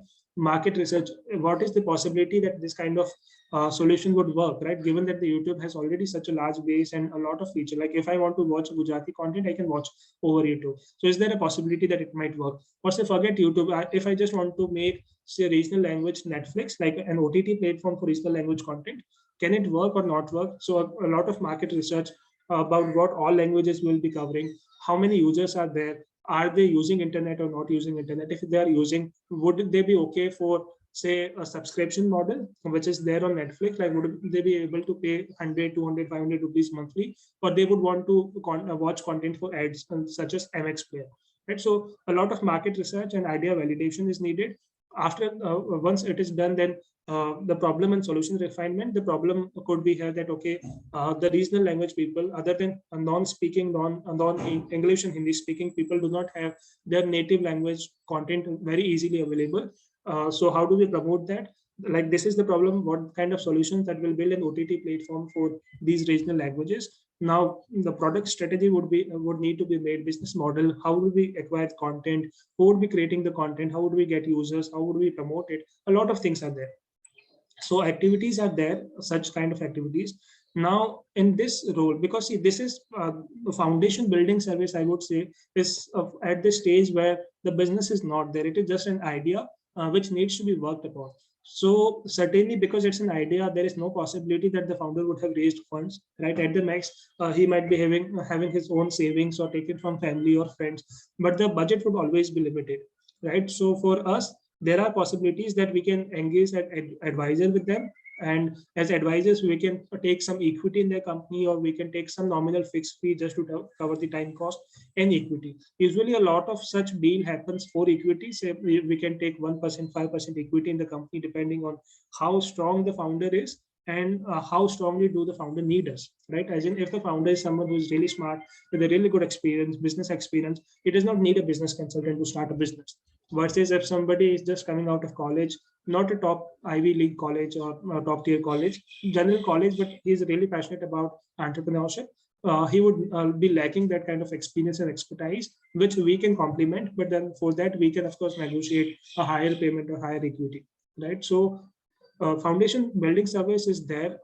It would be very easy for you if you just look around, or maybe just if you just share a LinkedIn post that if any entrepreneur wants help with foundation building, right? So with all the initial work for building startup, I'm sure there would be some people who would be interested, because I personally receive a lot of requests through my YouTube channel, through email, through over the LinkedIn, that I have this so and so idea, but not sure how to go about it. Can you help me? Right? So that kind of work is there. We just have to cater to that kind of network. Now, but the risk here is, if we agree for equity model, right? Say if we agree that, okay, we'll be giving our time and expertise to any possible founder, we'll only take equity because the founder does not have funds, or say, for example, will take equity and also some fund, but that fund would be released only after the startup raises investment. Those kind of model could be really risky, because we all know that more than 90% of the startup would be failing. So out of 10 companies that you would mentor, only one company would, like, very unlikely, but one company out of that would be succeeding. So the time that you invest on the other 9 would just go waste, right? So for that, we would need to be very picky and choosy when we choose the founders to work on. Never choose the startup ideas, because ideas are all good. It is only about the founders and the way they can execute the business idea, which would decide whether the startup would work or no. Of course, there are other factors, availability of capital, team expertise, and timing of the startup ideas. But the one core idea that the one core factor which decides the success or failure of any startup, if it has to be prioritized, I think the founder's ability would be always on the top of the rank, because if the people are good, they would be able to build business, right? Because, like, as we very commonly know, there are people who are selling water, there are people who are selling sands, right? So if sands and water can be sold, the top ideas, startup ideas, very innovative, tech oriented, they could also be sold if the people who are trying to build it and sell it are good, right? So there are people that you will find who would need your foundation services, but just be sure about where to give time and where not to give time, and how much would you try to recover that as part of your equity deal or fixed fee deal, whether you want to delay your payment to the date when the startup raises payment, or like funding, or do you want to charge upfront? A lot of factors are there. Now, for me, it would not be possible to give you an exact code, right? That, okay, this much amount you should be giving, but I can tell you about how advisors decide their payment, if at all there has to be payment or equity, right? So the best mechanism here is decide on the amount of time that you have to give. For example, you and founder can mutually agree that, okay, every day I'll be giving you 1 hour, or say every week I'll be giving you 5 hours. And then in a month, you eventually say, if it's 5 hours a week, we eventually end up devoting, say, 20 hours in a month. Now we can always allocate some value to it. Say, if you want to charge 1,000 rupees per hour, right? So that would give us a payment. So, okay, if it is 20 hours, it would be 20,000 rupees of payment. Now for 20,000 rupees, if he's giving upfront, then we can just take 20,000. If he's trying to delay it or in form of equity, then how much equity is good? That would depend on how much value it can possibly fetch, right, when it goes for investment. And of course, because there would be a risk involved, whether or not the company would be able to raise funds, you can always consider that risk margin and raise it, like take equity equivalent to more than like 20,000 a month, right? So that kind of back calculation is something which is done usually, like the kind of advisors that I also have in NYKAA, right, my startup. That is the model that works, right? So there would be number of hours which are fixed. Then there would be a cost per hour which is decided, and then that cost could be adjusted either to high margin or low margin, depending on depending on the mutual discussion between the founders and the advisor. But this is the model how it works. Now, this was the first opportunity, foundation building service. The second is startup registration and seed fund application. I'm sure this is something that you'll be knowing already. That and I'm not covering the business registration aspect of it, like registering the company or LLP. All that is part of conventional practice areas. So once the company is registered, right now the next step is that they can obtain a registration from the DPWIT. DPWIT is part of Ministry of Commerce, and they give accreditation, or I can say recognition, to startups which are having innovative business model, or those who can generate employment on a large scale. There are specific criteria about eligibility of startup, the process of it, and a lot of other factors, which I would not go into detail for now, given the shortage of time that we have. But and I already taken a presentation on this, I think, in past. If you still want to know more about it, what is the process? Startup India website is something that you can visit.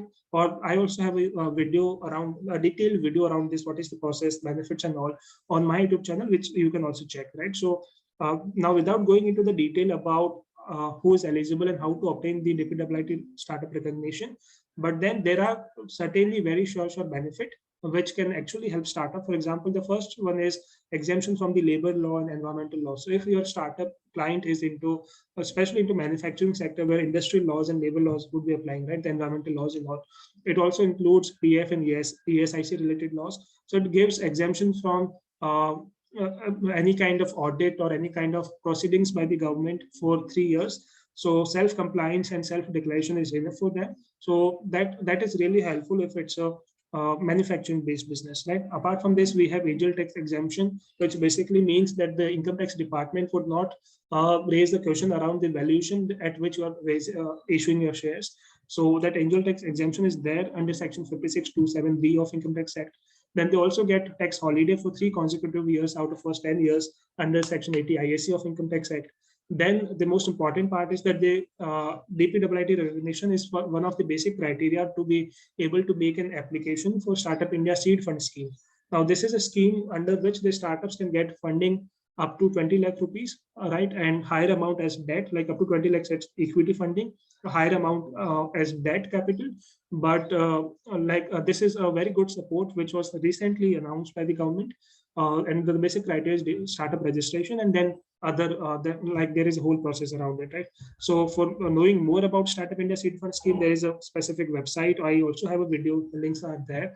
But this is one of the core areas where a lot of good work can be done, right? All the startups would never say no if the government is giving them fund, right? So or the government is giving them tax holiday. So if there is a client who is having some sort of innovative business model, some good product that they have built, some good processes that they have come up, right, which is innovative or new, or kind of even just an improvement over how the things were done over the past, right? For example, say Ola is essentially a cab aggregator, right?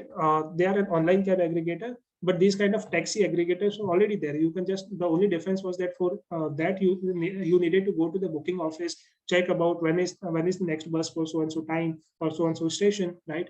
And then accordingly you can book ticket. They just changed the process and made it online.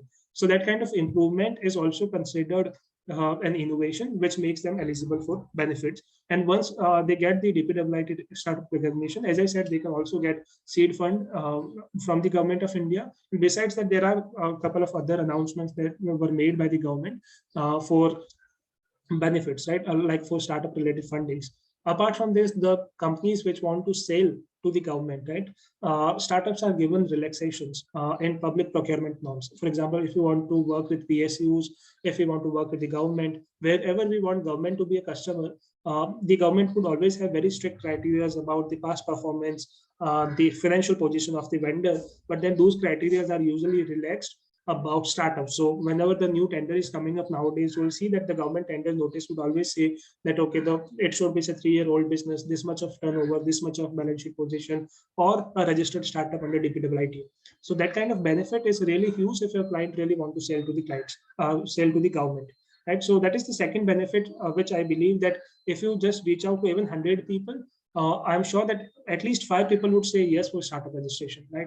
And you can charge a good amount for this. Like usually, just for DP, like just to give you a range of it, not quoting any ideal or how much I charge or something, because somebody asked about it. Startups registration is usually charged for DPWIT recognition. It goes up to like 5 to 10,000 rupees. For then ATIAC related tax holiday, it can go up to 25 to 30,000 rupees, probably even more than that, right? And seed fund scheme you can charge separately, 5,000, 10,000, depending on what is the probability. There could be success fee model if at all you want to do that, but like it's a good revenue, right? Overall, so that kind of business is very immediately available for us. After that, the third and the very vital, I would say, the best possible value addition that we can do is checking with the client, startup client, whether do they have co-founder agreement or they do not have. The context here is most of the startup co-founders would usually be friends or colleagues or some family members, right? Because nobody would do business with strangers.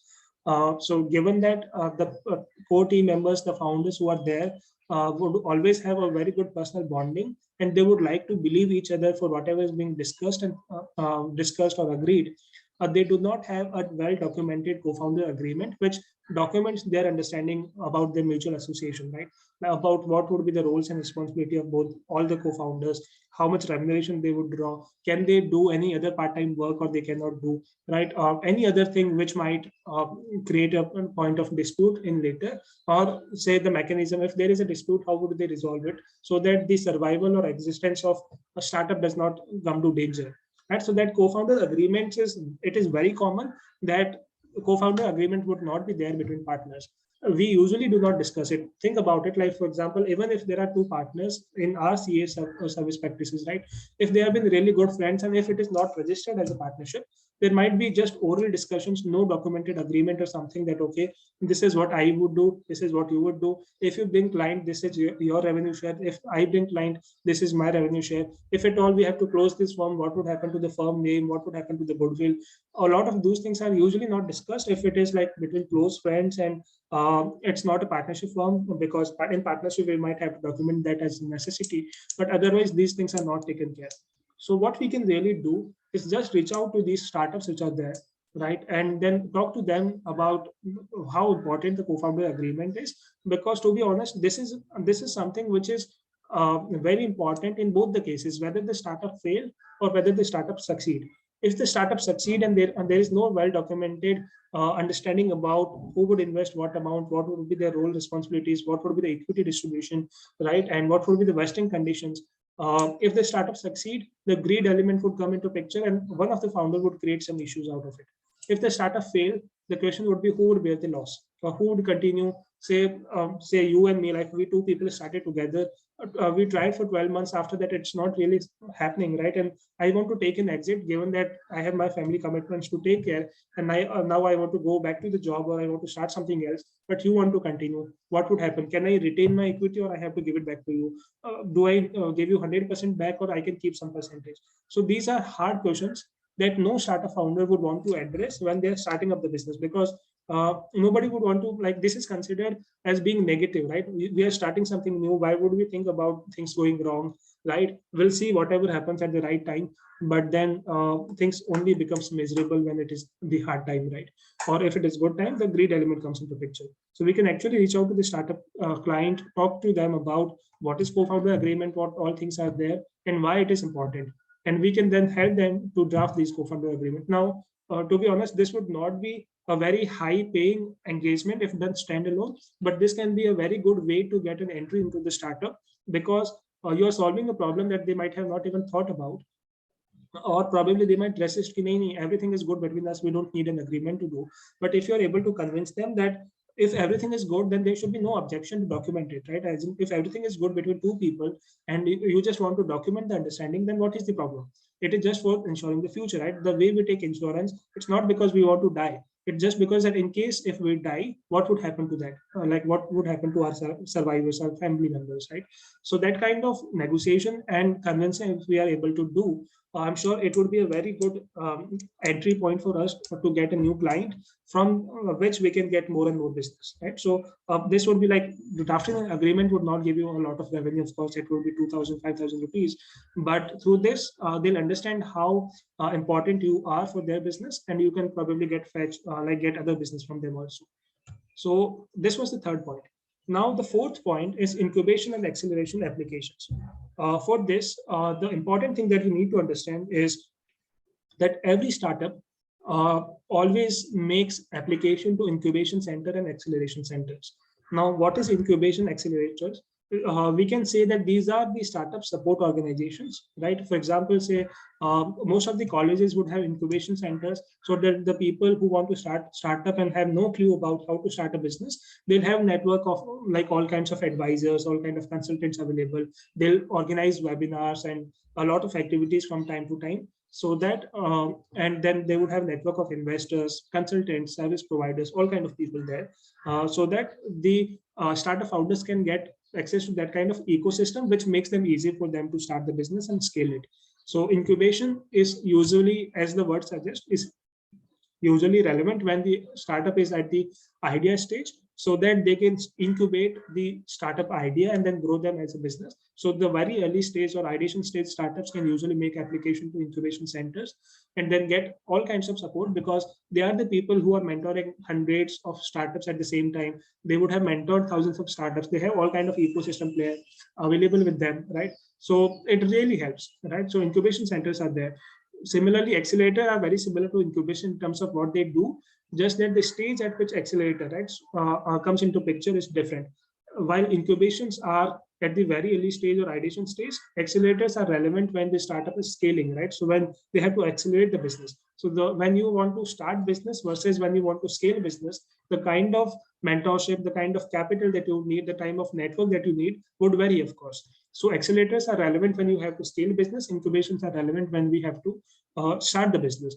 Now they are helpful for any startup because number one, they would give them access to industry network. For example, say if there is an AI incubation center, all the people who are part of this batch or who are incubated would be AI companies, which puts me into my ecosystem, right? For example, say if there is an incubator for new CA practices, I hope like someday I say start something like that, that any CA who's starting the new practice, whatever support is needed, I say would have this incubation center where they can get all kind of facilities, all kind of work, probably also the say infrastructure to run, so the office premises, internet, sitting capacity, all those facilities. Then if needed, funding support, if at all needed and possible, right?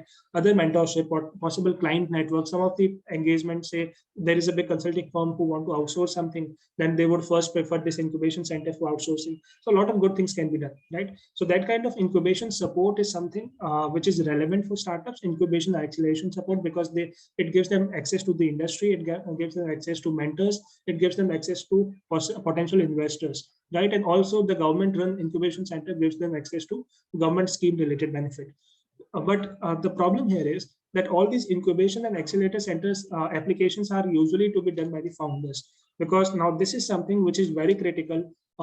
Any early stage startup would not have a lot of good people who can do this, right? As in staff would not be that experienced and trained who can make applications and explain the business model so well. So what they would have to do, the founders have to, like it end up like founders have to do this work personally, and usually they do not have a lot of time with them, so they just apply to one or two incubation centers. So Y Combinator is one of the famous in India. There are a couple of famous incubation centers which they would apply, but of course they do not have access or time to make applications to all the relevant incubation accelerator center. Even they know that it is relevant and very beneficial for them. What we can do is we can approach any startup client saying that, okay, you're in this industry. I believe that you should, if you apply to incubation center, accelerator centers, right?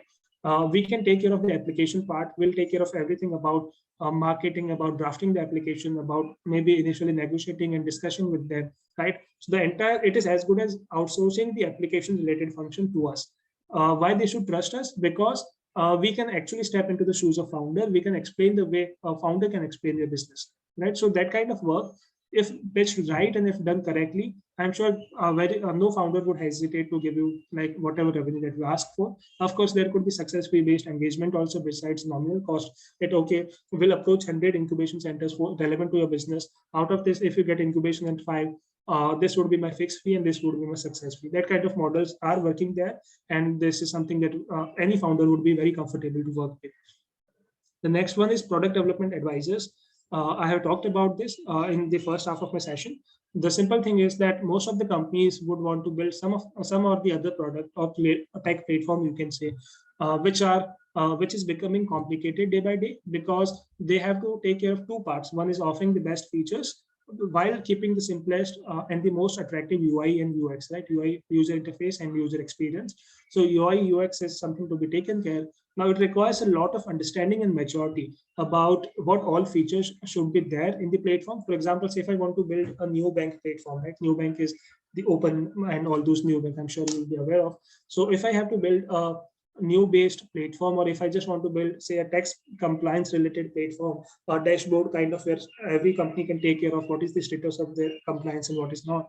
So for that, what all features should be there, what all details should be asked, how they should be presented, and at the same time taking care of it that it does not become too long or too boring for the startup founders to work with, right, or the potential client to work with. So that kind of features, if you are able to take care, and also at the same time really important that it is compliant with the law, right? We do not ask for anything which should have not been asked, or we do not violate any of the applicable law, even say data protection law and all. So that kind of things are needed, which CAs are very well qualified to work with. Some of the ways that product advisors can help is first advising on the finding product market fit, about if this is the problem to be solved by the startup, now what should be the solutions and how that solution has to be built, what all should be there, what should not be there, and how do we present it. Then product development strategy, then hiring the team for building that product, right, doing the product audit and giving feedback, and also doing the compliance and security check around the product. This would be really important. Like it is very easy for us to advise clients from, say, fintech or legal tech industries, where we do have a kind of, we already have the kind of domain expertise which is needed, but certainly we can go beyond our conventional horizon and try to enter into more industries where SaaS products are coming up, because it definitely gives a really good remuneration overall. Now, how CAs would engage? It could be a fixed fee assignment, which would be difficult to get unless it's a funded startup. Usually it would be equity-based compensation plans, or fixed fee plus equity-based compensation plan, where we are very actively working with the startup founders. Again, the quotation would depend on how much time we have to give them, what kind of expertise we bring, and a lot of other factors. So this was the fifth area of practice, which we can immediately pitch to the clients. Government licensing. Government licensing is relevant because, and it is highly relevant in the sunrise sectors such as artificial intelligence, Internet of Things, robotics, drone technology, electric vehicles.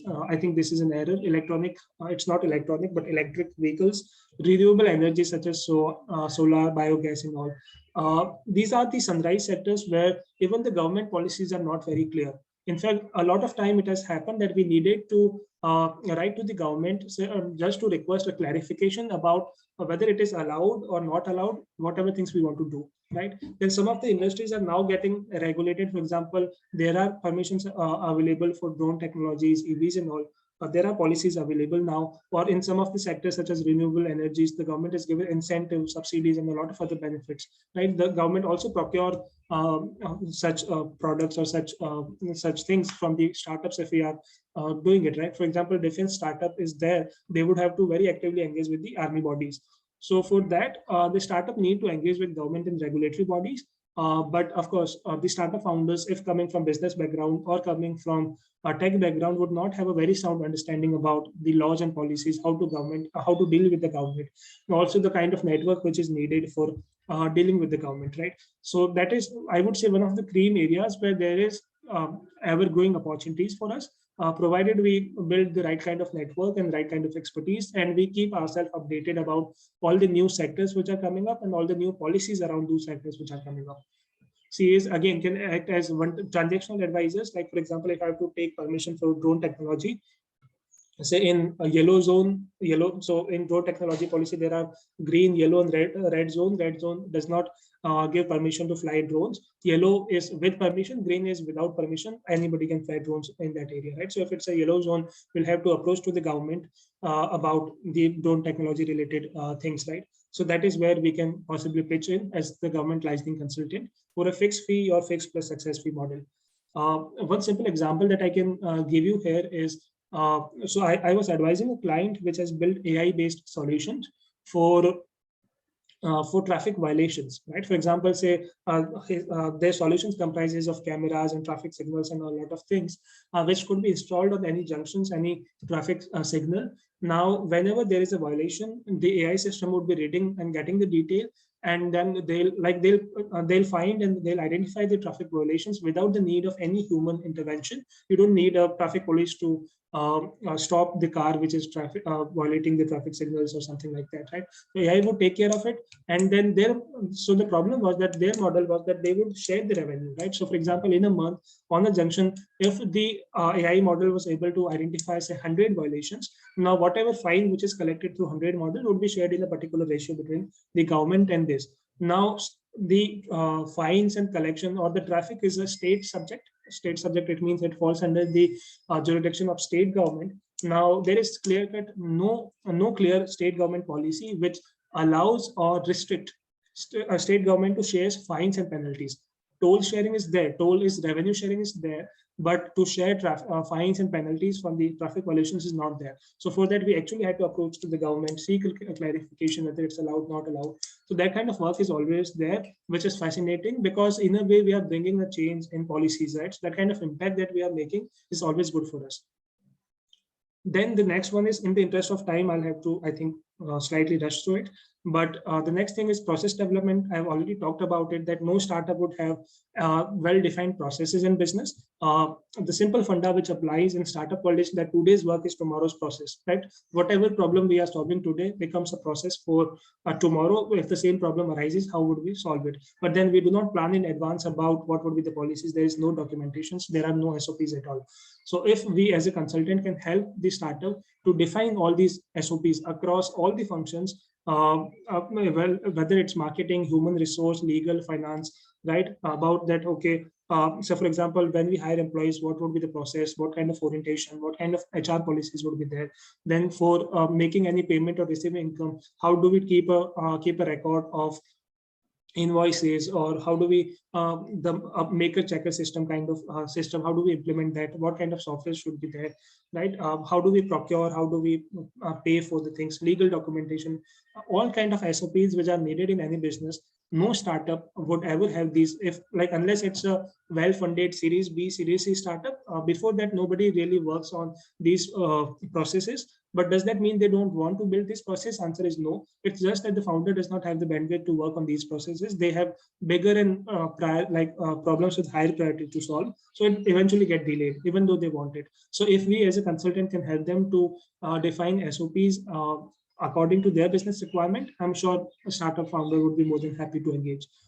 The next one is strategic partnership and alliances. We all know the value of strategic partnerships and alliances that would give, right? For any business, whether it's partnership or alliance with the government or some bigger organizations, or any kind of partnership which is relevant for the business, whether it is vendor onboarding or anything, is always relevant. We can always engage. And so I can say this is high level, high expertise required business process outsourcing, whether it is about incubation center application, it is about strategic partnership, because for an early stage founder, it would not be possible for them to hire, say, a top tier MBA graduate who can work on strategic partnership development, but they would be willing to work on it. So if there is someone who can take care of it for slightly affordable cost, but still give results, the kind of business acumen needed for it is there, they would be more than happy to engage again, right?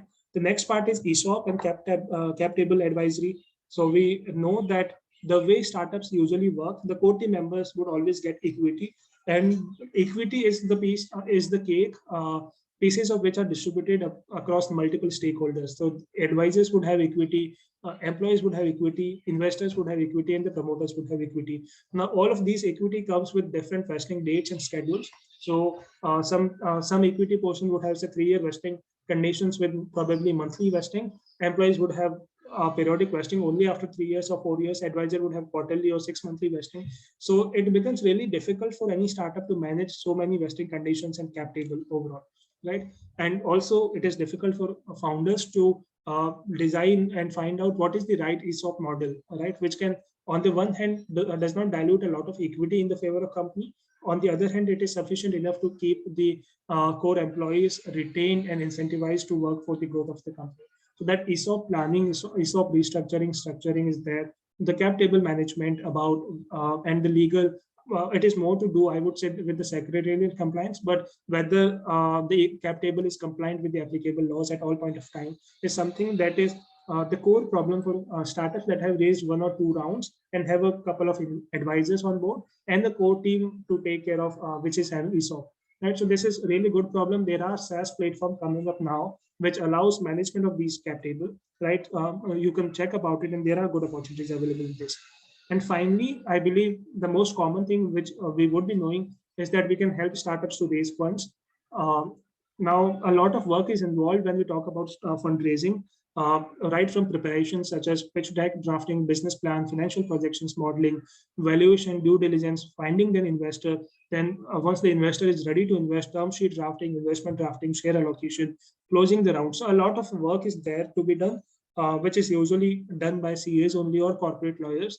So for us, it is really good opportunities. It is more kind of, I would say, IB function, which we'll have to do. But again, it's really lucrative for us to do this, right? And one new opportunity which is now coming up is financial audit or usage of funds audit. I'm sure you might have come across news of alleged misuse of funds by BharatPay founders, Trell founders, right? Trell is another social media company, their founders, where they had a doubt about whether the founders are using the funds prudently or not prudently, right? So there would be an emerging use case where people would want, like the investors who are investing money would want to keep an eye on the founders about whether the funds are used for right purpose or not, and whether the funds are used prudently, right, in the most frugal way. So there we can actually represent the investors as a board observer, as a financial observer, and keep a track about how the funds are going. Right. Of course, this would need a good access to the potential investors and VC network, but again, a really good lucrative opportunity. So these were the 10 opportunities that I wanted to talk about overall, which are relevant for us. And I'm sure there are startups which are looking for these kind of value additions. These are beyond the conventional areas that we have been doing. The areas such as product development, operational and strategic consulting have not been there, but they are really value adding for the startups also, and they are very lucrative for us also to work. So with this, I think this is the end of my presentations. I'm happy to answer any questions which might be there.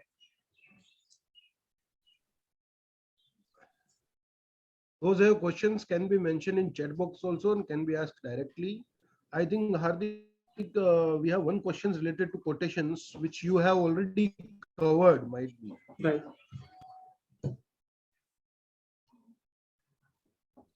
So there is no more questions.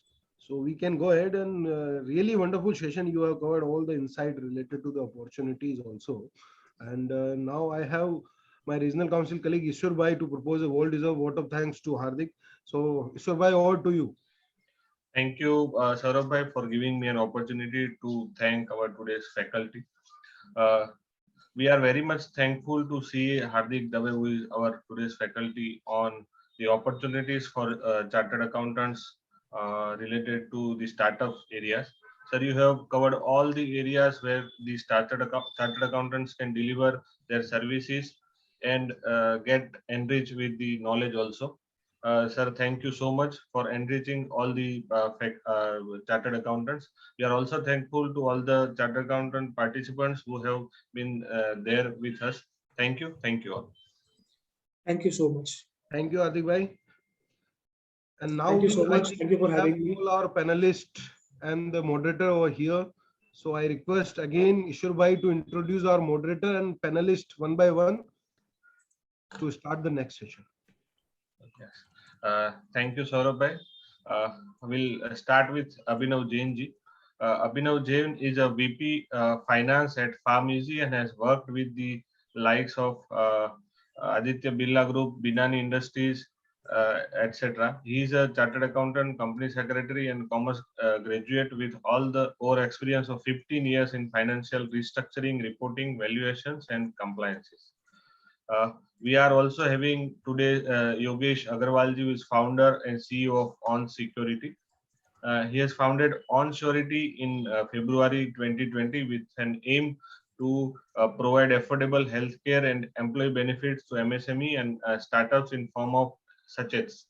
He brings a wealth of experience as an actuaries and risk professional spanning commercial banks, general insurance companies, and others. With over a decade of rich experience, he has been instrumental in creating a culture of business excellence and delivering superior benchmark performance on several occasions in previous stints of working with prominent organizations, including Lux Actuaries, Sriram General Insurance Company, KPMG, etc. His work uh, honor around IRDA stipulated statutory responsibilities, motor and health insurance pricing, product design, pricing of retail businesses, comprehensive analysis of portfolio risk profiles. A commerce graduate from St. Xavier's, Kolkata, he completed his studies in chartered accountancy and general insurance from ICI and Institute of Actuaries of India, respectively. He holds the title of Fellow of Institute of and Faculties of Actuaries with a specialization in general insurance from London and Fellow of IIA, that is Institute of Actuaries of India. With this, I introduce our today's faculty, CA Yogesh Agarwal ji. We are also having with us Manish Hingar ji, who is a Chief Belief Officer of Fintoo, has been one of the pioneers of revolutionary wealth advisory services in India since 2004, when he started the company with a small setup and now has many offices pan-India. With his vast knowledge coming from chartered accountancy education to his profound experience in being wealth and tax advisor for more than a decade. All of this has made him an evangelist in domain. The trust that each one of Fintoo's client has in him has been the foundation stone for the success of the company till date. For the employees, he is a mentor and paves the way for companies' success in each their minds. All in all, he is guiding light for Fintoo, steering its way to greater and greater heights. Under his leadership, Fintoo has been recognized as one of the 25 fastest growing financial consultant companies in 2017. As he has also been featured in many well-known magazines and media such as the CEO magazines, the Secret Diary of CEOs, Big FM, CNBC TV 18, and so on. He has delivered many talk shows on Startup India, Stand Up India, Entrepreneurship, FinTech, The Next Big Thing, Robo Advisory and Machine Learning for Chartered Accountants, Retirement Planning, Talk on Wealth, and other modern modes of investment, and many other related topics at various platforms. In 2017, he delivered one landmark session in National Conference of ICI at Indore for more than 1,000 chartered accountants on Stand Up India for young CS. Recently, he was also invited by Sun Pharma to deliver a talk on financial planning for medical professionals. With this, I introduce before you Manish Hingarji. We are also having one more speaker, Mudit Bhansali ji. He has experience of more than 10 years in indirect tax, business, and startup advisory. He is expert in setting up process with a technological blend and instrumental in bringing automation in various business processes. His creative and dynamic ideas bring value addition not just for the organization but for the clients as well. He also mentors startups on regular basis and is on the advisory board of health tech startups. He is regular speaker at National Academy for Customs, Indirect Taxes and Narcotics, ICI, Terapanthi Professional Forum, Chitrakara University, and other professional bodies. With this, I introduce before you CA.Mudit Bhansali. Thank you all. So friends, this is the panel from which we can expect all the insight related to opportunities for SMPs in startup. So really grateful to have all of you. Now, Mudit, over to you. Thank you, Ishwar bhai, for introducing all the panelists and me as well. And I really thank Shor Ajmera, for taking the initiative, to have a panel discussion on the founders or the CAs who are working in the unicorns or to be unicorn startups. I welcome each of the panelists, and I'll request each of the panelists, to share their real life example or the challenges they face during their journey of startup. And a couple of hours back, Gautam Lad stated some facts about the startup industry, that how India is looked after as an hub for the startups. And of course, the Honorable Prime Minister of India, Narendra Modi ji, is giving more impetus to make in India. And of course, there are a lot of ample opportunities for the startups in India. And we'll hear from all the panelists about those, what can be done in this particular field. So we'll have this kind of very good interactive session over here, and I request all the participants to raise their questions as and when they feel okay. So now, if I take the Mudit ji, permission, if you yeah, don't mind, I have forgotten to introduce Akhilesh Rathi ji. If you can give me a file. yeah, sure. Yes, Thank you. Ishwar. Yes. Akhilesh Rathi ji holds a dual degree of Chartered Accountancy and MBA Finance. He has over 18 years of diversified experience in the field of strategic finance, accounting, and indirect taxation. Akhilesh is currently working with FSN E-Commerce Ventures Limited, that is NYKAA, India's largest omni-channel beauty and lifestyle retailer company, as Assistant Vice President, Accounts and Finance, and looking after the accounts, treasury, and risk management. Earlier, he worked with Century Textile and Industries Limited, that is BK Birla Group of Companies, as General Manager, accounts for more than 3.5 years. He has worked with Reliance Communication Limited for more than 7 years in the field of audit, taxation, treasury, and accounts MIS. He is a faculty for GST in various forums, including Study Circle, WRC of ICI, other professional association. Is currently honorary faculty of the Center of Excellence for GST, division of UPA Chartered Accountants Gurukul, which is actively engaged in the field of GST and Indian accounting standard. With this, I introduce before you Akhilesh Rathi ji. Sorry, Akhilesh ji, for late introduction. Thank you. Thank you. No problem. Thank you. Thanks a lot. All right, thank you, Ishwar bhai. So here we start our panel discussion, and my first question would be, with this permission, Mr. Yogesh Agarwal, I would like to ask you, as it was mentioned in your introduction, you are not just a chartered accountant, but an actuary as well. I mean, that's a very quite, rare combo. And so I would like to ask you that, what was your motivation throughout your career, after pursuing a chartered accountancy course, you went up to doing actuarial course, and then just starting off your own startup. So how was your journey? Can you guide us through it? Over to you, Yogesh bhai. Yeah. So I hope everyone can hear me now. Basically, after becoming a chartered accountant, I started my career with EY, and over there was conducting the audits. And meanwhile, got to understand while conducting the audit that the insurance sector overall in India is highly underpenetrated. And one of the reasons is that of being a highly underpenetrated insurance sector is there are very limited actuaries in India, and actuaries are generally responsible for creating insurance products, responsible for their financial diligence, and what I could say a specialist auditor to the insurance companies. So understood that particular part of the scope for the work of an actuary, and find it out that there are like a lot of synergy or the common subject area between an actuary and a chartered accountant.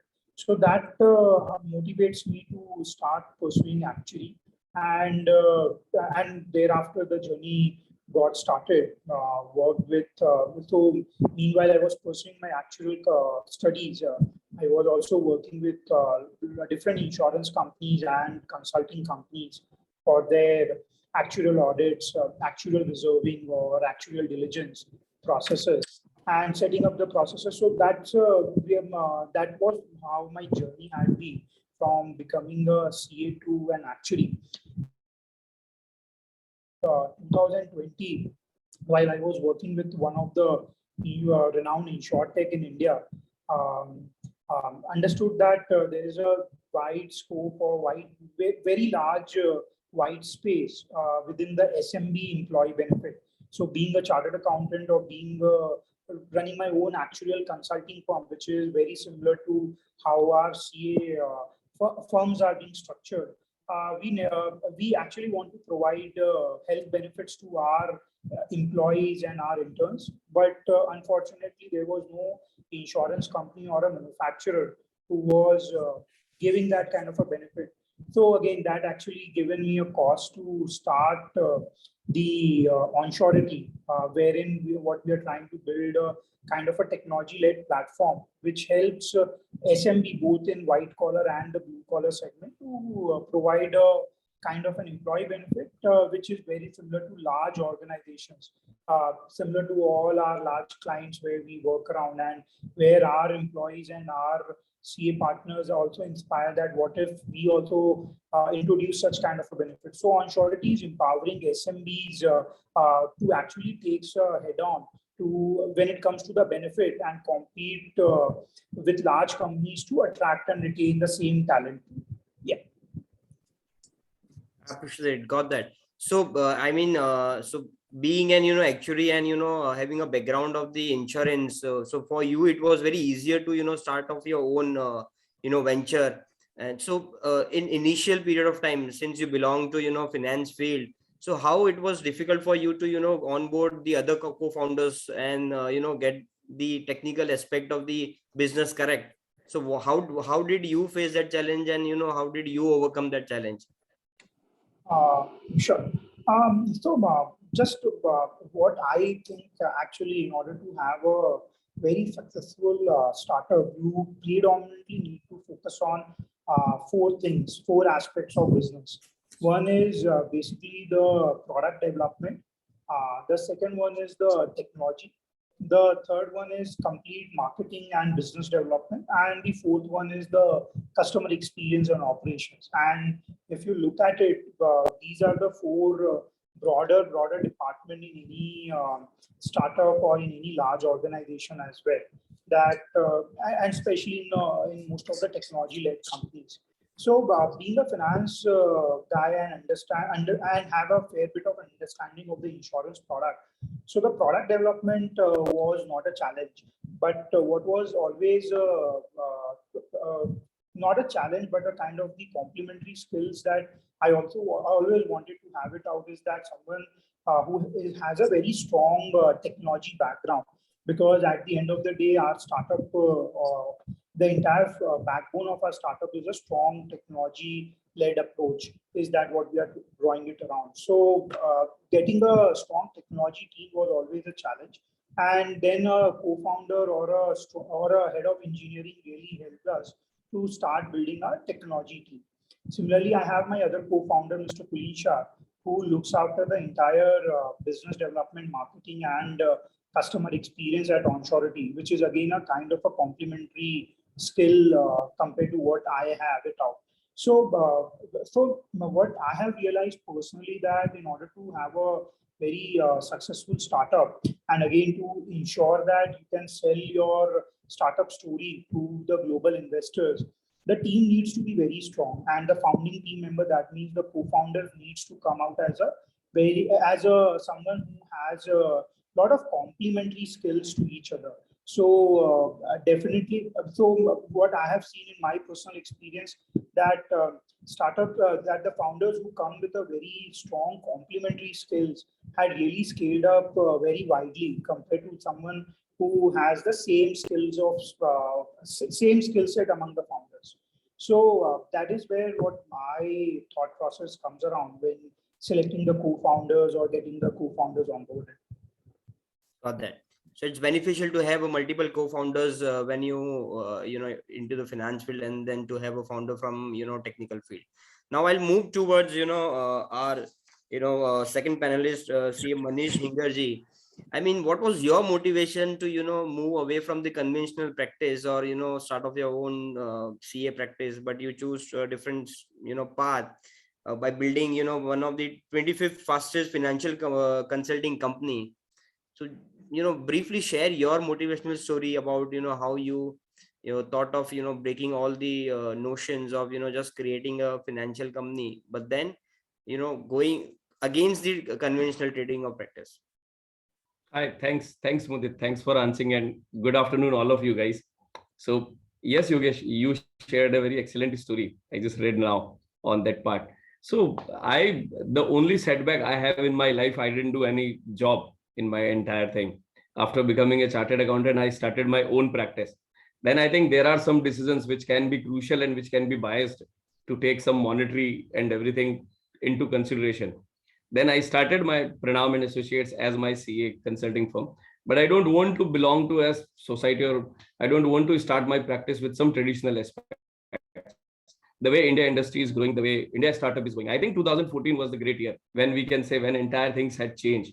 Today, if we see the Indian startup market, it is third largest ecosystem in the world with 42 billion of fundraise only and only in 2021.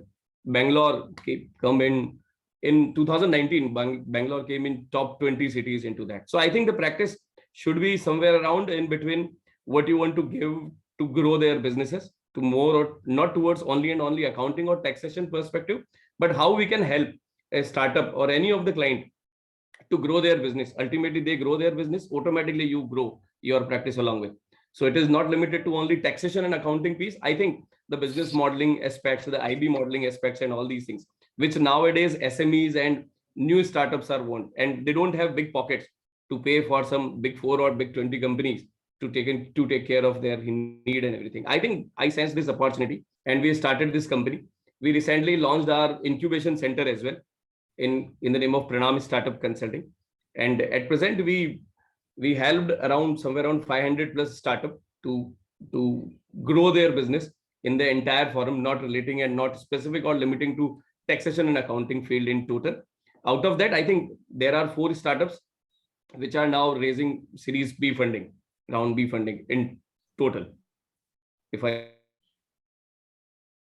about my practice. Yeah. So all the participants, Manish is a person to go for, those who are, looking for starting their own practice and going against the conventional way, because he has started his own incubation center, which is guiding the startups to grow or accelerate through the journey. Manish, one of the peculiar issues what chartered accountants feel is that, so there are 2 aspects of the delivering a service. As you said that, delivering quality work to the client would always be appreciated, that is adding value to the client. But we are masters in technical subjects. There's no doubt about that. We are the process owners. There's no doubt about that. But the only aspect what we think is that we lack in this technology aspect. कि आपको service deliver तो करनी है, आप कर सकते हो, but वो technological piece, how that would be brought into your delivery of services and you scale your business, that is important. So how how we can overcome that particular challenge? I think, Mudit, the client is not expecting from you some technical jargons and everything. Where he looks at you is somewhere around the bridge between the technology piece and the business piece. So where I found we have that much knowledge of, we have that much type of analytical skills with CA, with a chartered accountant degree give us into that. So I think they don't expect you for a technical perspective, but simultaneously, yes, you need to grow yourself. You need to unlearn so many things. You need to come with some of the relearning.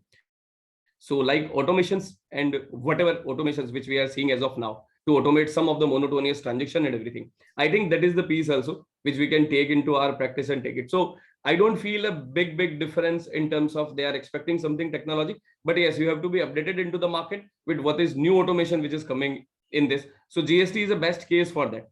In the earlier time, everyone is using some of the other software or manual working or Excel working. Nowadays, everything shifted to some of the automation technology, be it a small piece or be it a bigger piece, depend on the SMEs or the size of the customer you have. But I think what they expect from you, how you can bridge and how you can make some of their tasks in terms of finance, in terms of taxation or automation easier for them. So I don't find too much jargons or too much difficulty to find something. And yes, after a level, I think as Yogesh mentioned, you need some of the, or you have some of the CTO, something kind of a person in your startup. Then you don't need to worry about that. They will take care of the rest part. I think the business modeling piece, how to take the funding, how to do the valuation in your entire aspects. I think Yogesh agree with me. In your starting time, I think your biggest blank check is your equity, and where I think a chartered accountant can help them very well into how you can stop giving bigger check or bigger equity to some of the people in your starting time, which can give us or which can trouble us in the future. I think there is a piece where we can help them well We can very much give them a helping hand towards making the entire business modeling. What is the right time to raise the fund? What is the right time to raise NCDs or preferential share or some of the ESOPs technology, even with coming up some of the, I can say in ESOP also, you will find lots of options, phantom shares and everything. So that is the piece where chartered accountant can create their practice in and around and gain a lot. So got that. So it's the chartered accountant should focus on pure technical aspect of the things, and we need to understand that technology is just an enabler. It is not the mainstream of delivering our services. Now I'll move towards to panelists who are holding the nerves of the customers. So because they are into those kind of industry wherein they have the direct connections or the directly pitching to the psychology of the consumers. So I'll go to see Akhilesh Rathi ji, and so Akhilesh bhai, I mean, beauty and you are into beauty and cosmetic line of business. So how you convince yourself to move into that particular industry, which is trying to have their online presence and fighting against the odd of brick and mortar? Because आज भी मेरे को नहीं लगता है कि वो जब घर की औरतें जाते हैं तो उनको सामने वो दिखना चाहिए, तब जाके वो खरीदेंगे. So how did you overcome that particular challenge in your company? Yeah, thank you, Mudit, and a very good afternoon. Am I audible to you? Yes. So very good afternoon to all the panelists, and thanks a lot for this opportunity to bring a panel speaker. And I heard both the speakers, today's speakers, they covered very well topic. So that's very fantastic to cover this kind of topic. Thank you, Ishwarji, for the kind introduction. Thank you, Saurabh, for this opportunity. And as you mentioned, omnichannel, basically, offline presence. So basically, NYKAA is a very uniquely positioned, and today we are very proud of our unique model, which our founders planned around 5 to 7 years back. That the model online and offline works simultaneously, and we are well positioned as a omnichannel presence in India. So our question is quite different. No, we are basically vertically powered. If you see, compared to Amazon and Flipkart, the order, if I say, they're horizontally covered everything, but we are uniquely covered vertical portion that we already created some beauty products, which is especially a vertical design especially for women.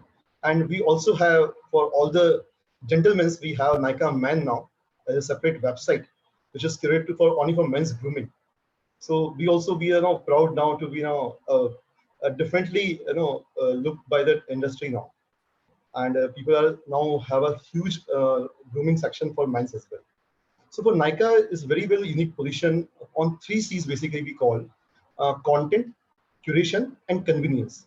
Whenever we see customer, we see from these three angles that what we can give as a content, as a or education about the customer, about the products, about the curation. We are very well curated our products so well that you can see everything in detail, all the range of category, be color cosmetics or we can say skincare. We are well covered in every year. We also have international presence of all the good brands. We're putting online and offline both for our consumers. And we have a special right now across India. We have 110 stores. Which is a Coco model, kind of a company operate model, which we want to come. Our customers should come offline and they do a touch and feel experience basically. So when you say about beauty, as you mentioned in the beginning, that a woman wants to come and they want to experience. So of course, it's an industry which is launching every time new products, and consumers must come to the offline and they want to experience how it will look like on their skin. How it will impact, how it will be, for example, a nail paint or a foundation, how it will be looking on your skin very well. When you come and you do a touch and feel experience, you like to buy and want to experience it. And especially women, basically we get a nerve and we try to get a consumer should come on offline and they do a touch and feel experience, and then they buy the products basically. And we also convert our consumers who are coming to offline. If their product is not available, we will move to online. And similarly, online customers, we want to give presence for offline as well. So that's the omnichannel presence model which we built for NYKAA. That's it. The moment you said, you have NYKAA for men, I could see a white smile on the face of Abhinav Jain. So I moved forward to Abhinav Jain. So congratulations, first of all, you're going through IPO. I mean, so Abhinav bhai, just share your experience that, from, starting your journey with, PharmEasy and till the IPO. How's your experience? And, you can share with our fellow, chartered accountants that what should they look for, not just the initial phase when you start in a startup, but you need to see from the long-term perspective that where the company can grow. Over to you, Abhinav bhai. So thank you, Mudit, for the question. And before I start, I want to thank Saurabh for inviting me, and for other panelists sharing their experience. See, my journey with PharmEasy was always of a co-pilot to the founders in their growth journey. And when I joined, the company was in single-digit turnover monthly, and today we are in 4-digit turnover month on month. So I think a huge growth we have seen here, and this was only possible because of three things. See, there's a very famous saying from Carl Sagan that extension is a rule and survival is an exception. So only in startup ecosystem, companies who have exceptional process, people, product survive. And how things are exceptional, because since if you see in terms of product, is either it is services or product, all the startups are targeting to mass level, to longevity of the entire country or entire globe. So scale is not a problem. If product is a good fit, then or services is a good fit, or is in demand or required by the consumer, then it is well solved. Now, second process is in terms of people. So India is full of talent. You can we have seen enormous or phenomenal guy, not only in finance but across the functions, who have at very small age they are visionaries. They can see the product, they have vision how to reach the target at such a small age. We have huge talent. Just we have to give them right opportunities or right platform to demonstrate their skills. And third is processes. If you have exceptional processes, you can survive all the turnarounds in either in economy or in the company. So in processes, I always put two things in parallel. One is customer experience, and the other one is controls. So most of the companies always go for customer experience because they want to hit the largest target audience and want to ensure that they have higher number of GMVs or revenue in the company. But in most of the cases, they forget the controls to ensure right control in place. And there's a huge push from the operation team, because people see in startup, I'll say people see in early stage startup, people see control as a barrier. But we need to, being professional, we are right place to explain the entire community that these controls are required for your long journeys. There, a CA or a professional plays a huge difference. And we have seen multiple cases, even listed companies are going bankrupt because of some non-compliances.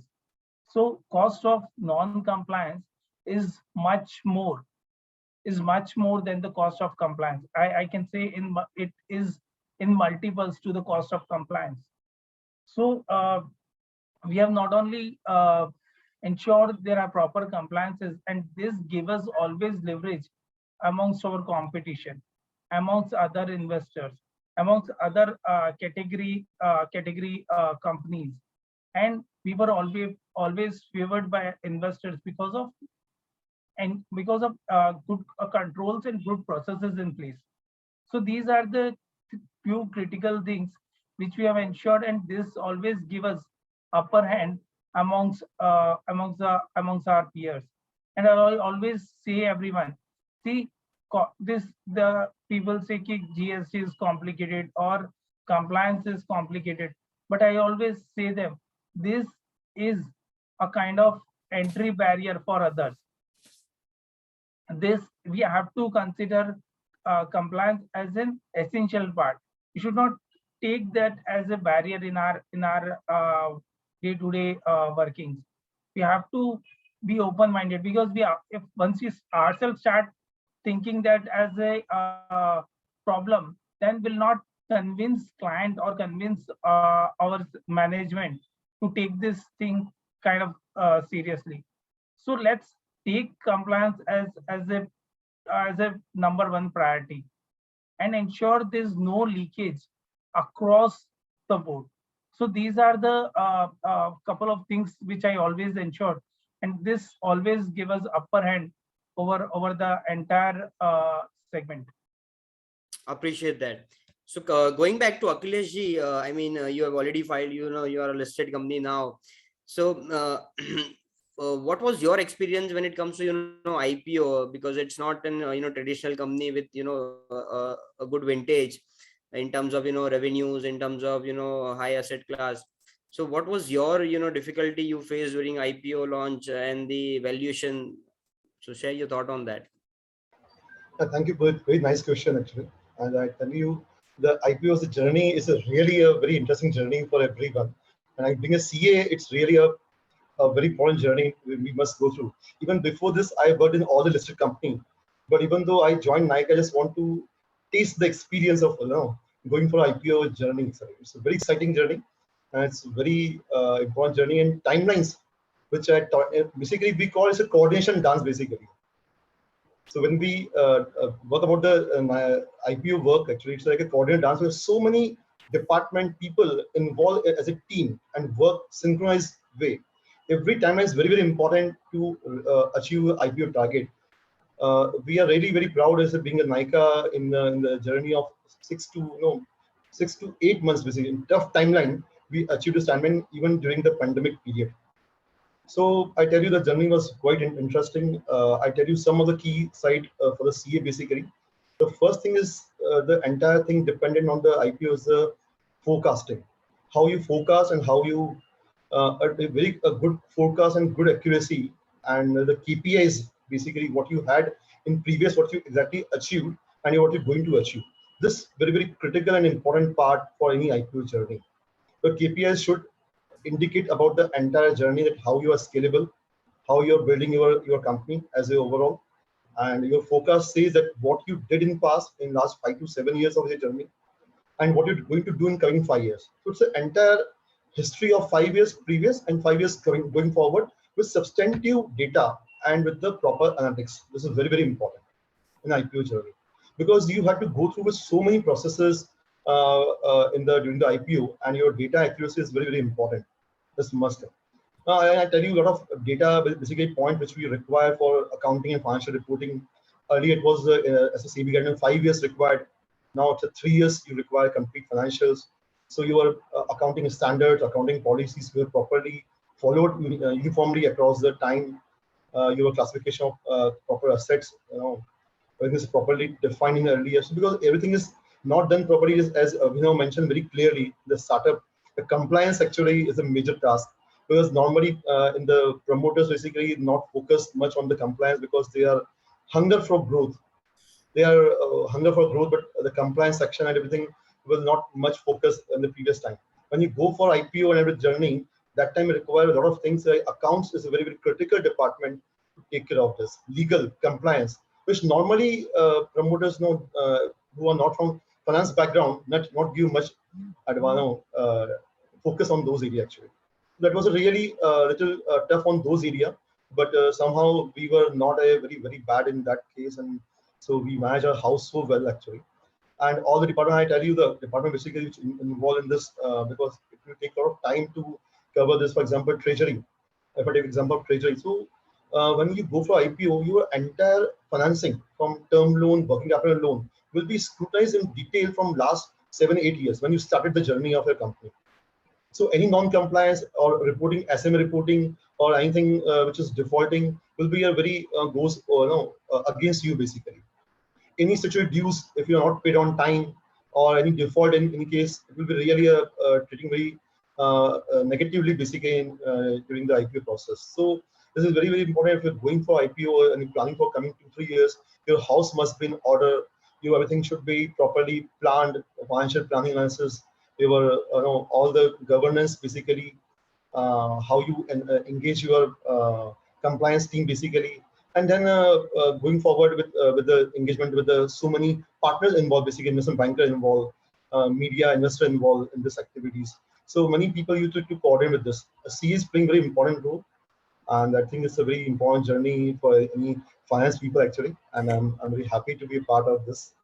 And we had a successful launching for the IPO, is the thunder opening at the Boston Exchange, and that's a history now actually.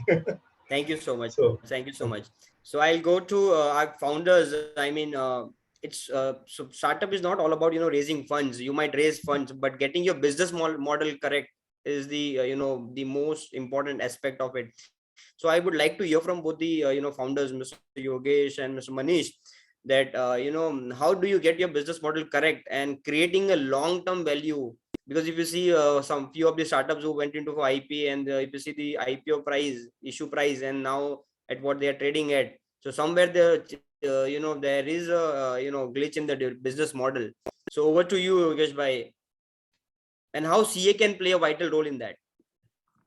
Yes,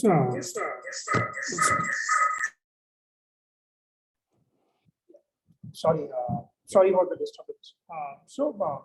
Yeah, in terms of the business model, whether those who had gone for the IPO or whether the business model is correct or wrong, I guess I may not be in that particular position, because in globally also, whenever a kind of a technology-led firm or company gets listed, there's always a ad hoc reaction that happens. But over the longer term, if the business model is actually correct, because you would have seen that a lot of investors who are a global investor would have backed those startups. So definitely they would have done their diligence before actually handling their seed round. So from a seed to IPO, it's a 7 to 8 years of journey. Definitely those startups would have corrected their path always at all the rounds. So in my view, still how the correction what had happened right now for most of the startup valuation, it would be a kind of a short-term impact. In the long term, definitely all the good startups, especially in the likes of NYKAA or Policy Bazaar, who are the market leader in their vertical segments, what they have created it around, they will definitely come out very, very strong from their overall valuation at the market cap. Now, being the CA, I guess Akhilesh ji and Abhinav ji had already pointed out that how a CA is helping a startup in order to comply with all the different norms. And trust me, the entire diligence process, which is run by institutional funds, are quite cumbersome. Whenever they are actually going to invest, the entire from the journey from the term sheet to getting the money in the bank, there is a very stringent diligence process that actually happens, and that is where our CA team or our finance team and legal team really helps around.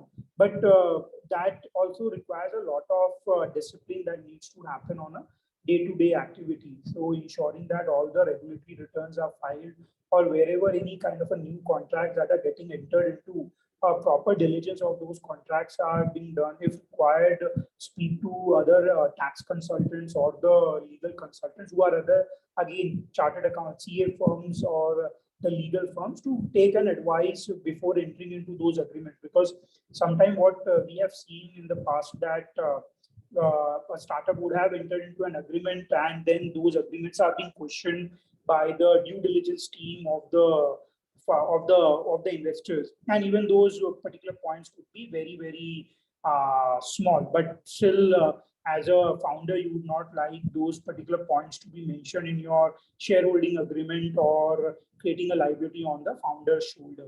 So that is where I guess if the entire CA community helps, what I have seen personally, helps the startup, all the startups to be compliant, to be in discipline, and those discipline or those compliant way of doing business is actually growing the startup community. So there is a significant share of success that has been brought to the startup community. There is a huge contribution of the entire CA community for the overall success. Got it. So what's your view, Manish bhai, on the same? Mudit, I think Yogesh covered lots of point into that, but मैं अखिलेश जी से थोड़ा सा correlate करता हूँ इन चीजों को. As a founder, you will always find on a highway, and I think the role of a chartered accountant is like a speed breaker. So you need to find out a great sweet spot between the growth and the processes, because they are totally hunger for the growth. Okay, I need to do this in this financial year. I need to do this. I need to achieve this top line, this EBITDA, blah blah blah, everything they do. So it's, I think, the psychology. Nothing wrong into that. But you work like a speed breaker, and I think where you need to sometimes prove yourself or prove your importance as well along with that. So वो झटके लगते रहते हैं, तो startup I think अच्छा चलता है. Otherwise वो bottom of the pyramid, it's quite simple. I think the early you start with the process and all these things, the more stringent and the more compliant company you are in the future. So I think the journey is not starting after 5 or 6 years. I should say it should start from an early stage, so that you will be more and more complacent at the time of listing or any type of thing. And NYKAA has totally changed the market, I can say. Without doing any fundraising activity, they selected some other part and take it right back from that. So I heard NYKAA founders so closely in one of our meeting into. So I am very impressed the way NYKAA did this and changed the entire gimmick of the market. And the second, I think what Yogesh mentioned about the valuation, which we see in terms of Paytm and Zomato listing companies. So your role is very important, but yes, sometimes you have to prove that for the, because you are working as a speed breaker.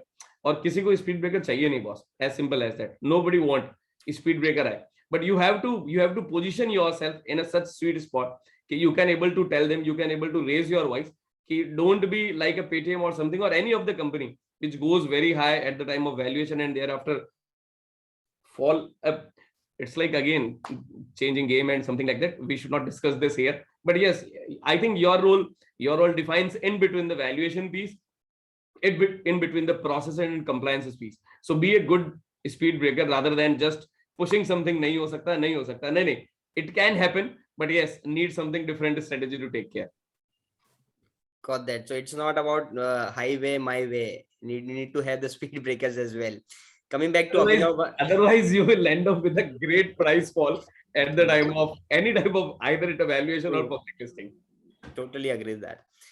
Coming back to Abhinav ji, Abhinav bhai, we are good at tax compliances, we are good at our technical subject. So as a startup, what does it demand more from a chartered accountant, and how CA degree of yours help the other aspect of the business of PharmEasy? So first thing I'll say ki, let's not consider as ourselves as a speed breaker. We are kind of enabler of business. And I was part of all the fundraise Series A to Series E, and now we have successfully got approval from SEBI for IPO also. And everywhere investor appreciate. We are in such a good spot in terms of compliances when we compare ourselves with the other startups, and this compliance helped us. This gave us a competitive advantage over others. So I always take all these compliances as a game changer for industry, because if you are well compliant, or if you are in a good spot, then you always have a better advantage in the entire industry. And see, being finance person, I want to first talk on some key numbers. See, India took 60 years to hit 1 trillion economy mark. Then second trillion, we took for second trillion, we took 12 years. Then 5 years for to hit 3 trillion economy. And now in next by 2023, will be again 5 trillion economy. And next trillion will be adding in 18 to 24 months. Why this is happening? Because of disruption in technology, because of AI, because of mindset change that we are seeing across the board. So India is in such a good spot because of its demographic age group. We are kind of preferred partner for globe for various things, and various companies into technology have proved their worth also. So for first we need to understand, see, electric light is not a logical extension or improved version of candle. You need to evolve, but you need to evolve from the processes, whatever you are having. You need to see those processes with new technology, with the lens of third party. You need to understand whatever improvement are happening are in light of changing technology or changing landscape or not. That's number one. Second thing, whatever you do, whatever any company is doing, unless until it is not translated into finance, it's kind of worthless. See, if you are putting best of technology and all, but that's not resulting into number or growth in sales or better future prospects of the company, then things are not in right direction. So being a CA, let's understand what all you can do. Let's not restrict ourselves. Again, I want to quote one famous saying here: if you have hammer in your toolbox, everything looks like a nail to you. See, if you restrict yourself to compliance or restrict yourself to some limited thing, then your practice will always be restricted. Let's become business enablers, advise founders, advise companies to have their roadmap, have their target, setting up target, monitoring KPIs. Multiple things can be done. In our company, we have partnered with various firms, and they are doing phenomenal job, and most of them are not Big Four. So we have customer onboarding team, and there we have partnered with one external firm. They are doing validation of, they're doing, what I can say is that credit worthiness testing of those franchisees, customers, validating their documents. So these are not traditional firms who are doing. Get out of the think out of box, get out of that old regime. I can do this only, or I can do filing only, or I can do audit only. Get out of that. That's the first thing is required for all the practicing chartered accountant. Got that. So very well said that, CAs are not the cost centers, they are the business enablers. Going back to Akhilesh bhai, what would be the piece of advice you would give to young budding chartered accountants who wish to go, who wish to at least work in a startup, or they would like to start off their own startup. So what piece of advice would you give to them?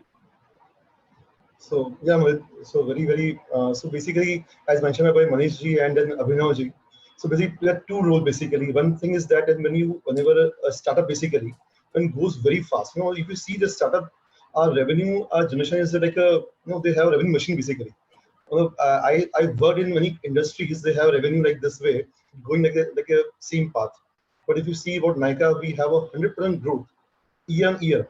So they want to run fast, they want to move fast. So sometimes if you give some advices, it is sitting as a roadblock basically. अरे आपको ये बोल रहे हो compliance करना है, ये compliance करना है. But we want to firstly achieve the target basically. And the second thing, Abhinav ji mentioned that very well enabler basically. We want to be enabler basically as a chartered accountant. So basically for this we require interpersonal skills and good communication skills basically.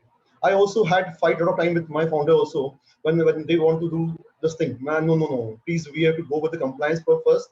We have to make SOP first, and then we should go for the new processes. For example, now we're going to abroad. For example, now we're going to global now. So every, we are into a cosmetic industry which is required drug and license basically.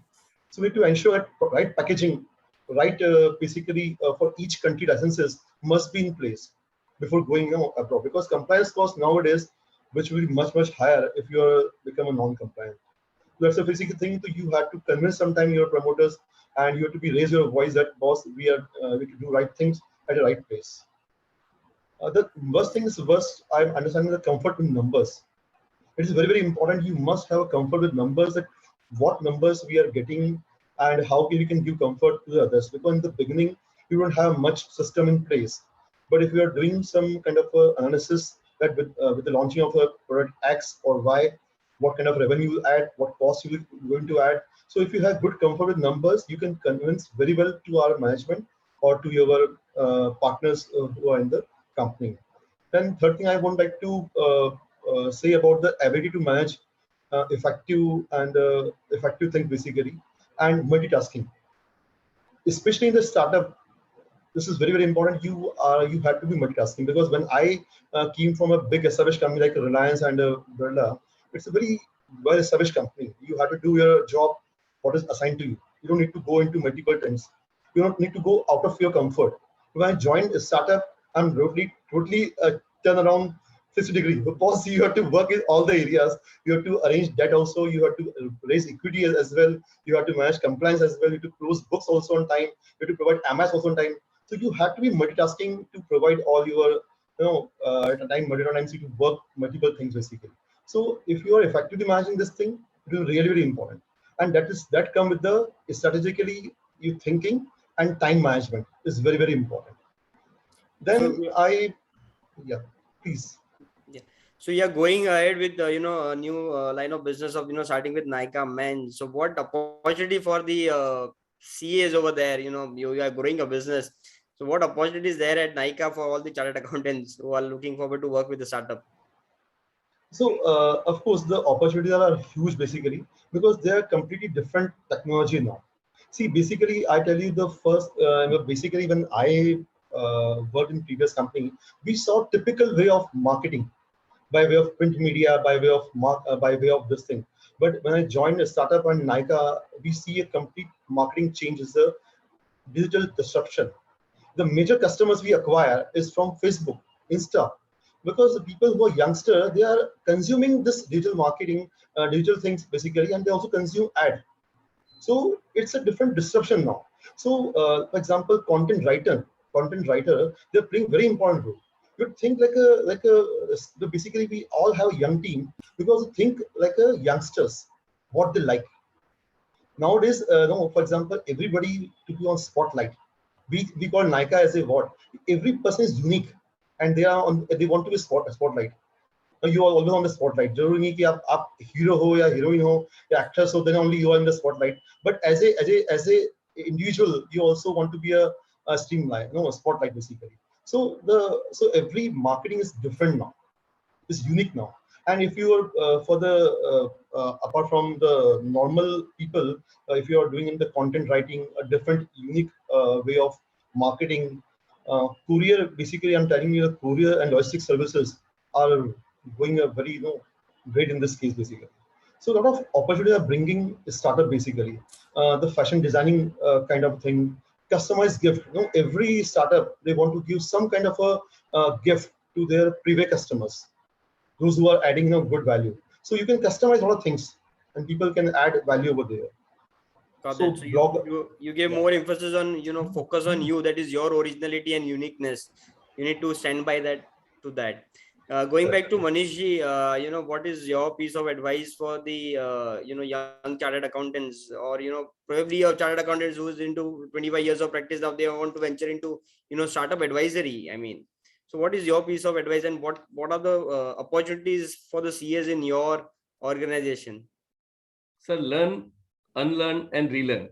I think that's the process which is continuous. In today's time, you are illiterate if you are not following that chain, according to me.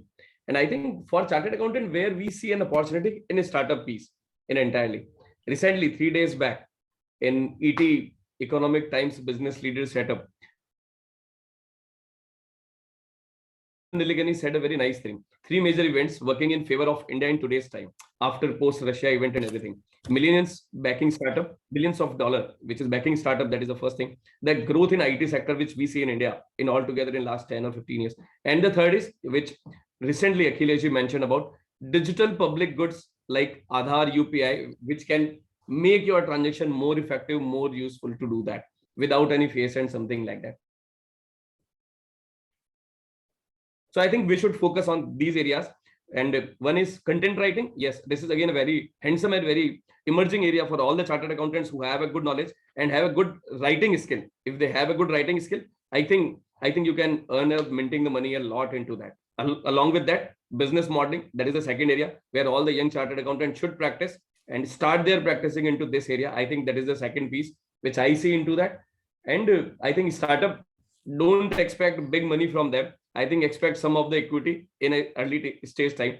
It is like Times of India or some type of what they are doing with all these startups. Take a good equity in a starting time rather than money, and backing them well with all your hard efforts and your knowledge. In future, you don't know, you may be 1 or 2 good unicorn along with in your hand. Over to you, Yogesh bhai. What would you suggest, to our budding chartered accountants? So, first of all, I agree with Manish ji, but that CA plays a role of like a speed breaker. But for me, it's more like a brake in the car, because in order to achieve the speed, brakes are important. And again, the company who is sitting on a driving seat can know when to press the brake and when to press an accelerator. Now, in terms of for the budding chartered accountant, one of the things that we have seen it around, and again, coming from my own experience, how you can actually large set of data. One particular part of our task was always a business modeling. And when doing a business modeling, we have always relied on the IT team to get the data. And that actually takes a lot of time to ensure that the models are being prepared or being refreshed with the new sets of data. So one of the things that we can easily do it out, and it would be like a not more than 1 month course to actually learn how to handle big data sets and how to use those data sets to ensure that the business model that we are preparing it around is more automated. Because today, what Akhilesh ji has mentioned it around, that a lot of digital source of acquisitions are getting used around to get the business or to actually procure or acquire customers.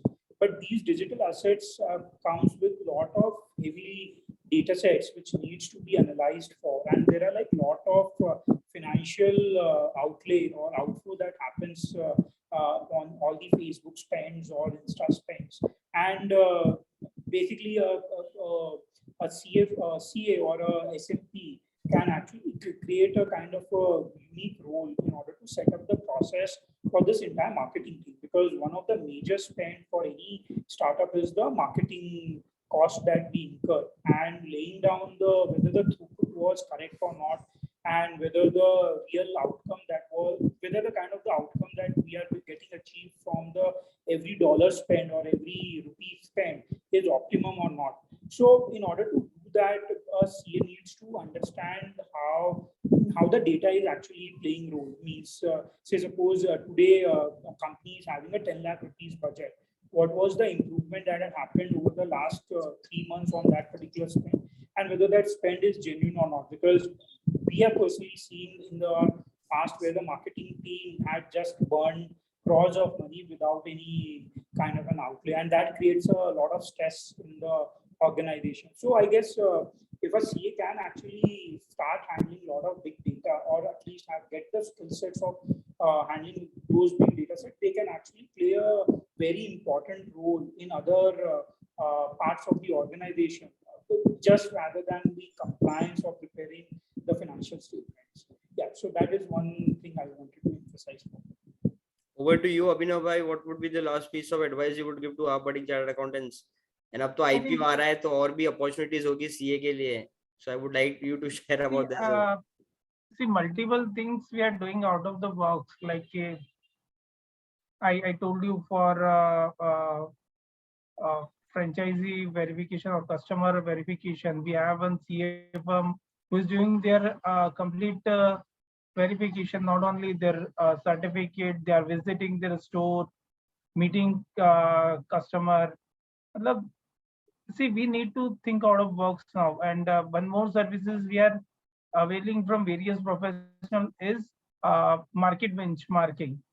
We are not going to companies or settle companies in this thing.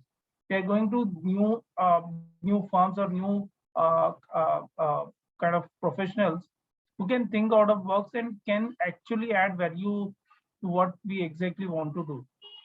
So first thing is like love, matlab, do whatever you love and love whatever you do. So that's one thing. And second thing, have endurance in your practice. Things will not change overnight. You need to have some patience. You need to give some time. And I remember when I was doing my articleship, my boss told me he was, you need to always go in depth. Don't worry how things are, or don't want to achieve things faster. Achieve things deeper, because the however deep you go, the far you will reach. So that's the second message I want to give. Third most important thing is understand your clients. So don't give what you have, give what your client want. So in most of the cases, say I'm expert in the tax and all those stuff. Okay, but client is looking for what? Let's understand it and give whatever he wants. I've seen multiple companies in my career. They were into kind of fashion or something. They enter market in a big bang, but over a period of time they were not able to sustain for long, because we need to understand what client exactly looking at. So that's the three messages I want to give. And yes, we are always open to work with various chartered accountants, and I'll be happy if people reach out to me, and we can for sure collaborate and work in various streams. Appreciate the piece of advice given by all the panelists. So there's a specific question for Yogesh bhai from Swastik Jain. Which is the most problematic area in your startup journey? In our startup journey, or in every startup journey, I can say that guaranteed it's a team building, team nurturing thing, because those are the engines of all the startups or all the organization. Because being a startup or running a startup, you actually get an advantage over a lot of traditional led enterprises, where you can actually bring professionals who had seen scale, who had actually been able to drive things around. And there are different tools like Esop, where you actually share the success of your startup with your team members. So basically, one of the most difficult area for any startup is the team building. There is a big war or big competition that's running around across the market and now across all the startups among the globe, because of the entire pandemic and entire work from home. Now for the talent, their restriction is not the country boundary. Now they can actually get a good work coming from any part of the world. So building the right team is always a great challenge for anyone.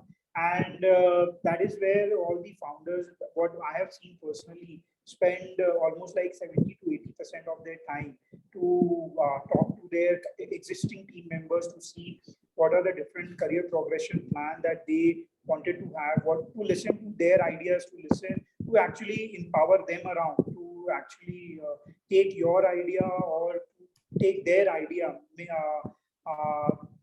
do a marry of it around, and then enable them to execute it out. So that is one area what we see. We always see that is a challenge, and that is where all the work goes around to make that challenge as an opportunity for us.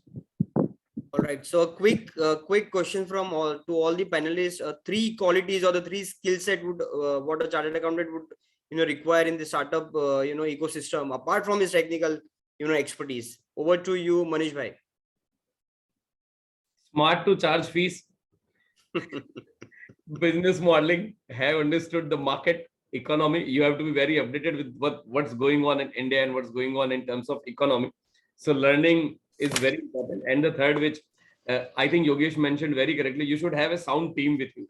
If you have a good leader, to start creating your team, start even in any of the practice, take 2 or 3 good and different mindset of people, make a good partnership firm and go ahead, because you can't do everything at soul. So you have to be a good team in a starting time so that you take this journey. Over to you, Akhilesh bhai. Thank you, Mudit. Basically, I tell you about my journey. So basically, about the people also, upward learning and evolving. You always have to evolve yourself. That's very, very important nowadays. But technology and the way of working is completely changed, and you have to evolve completely. Also have to be considered about the technology changes, especially AI playing very important role, and so many things with the technology can play. So always be tech savvy and be oriented on technology. You can't ignore technology. You have to accept technology. That's very, very important. Abhinav bhai.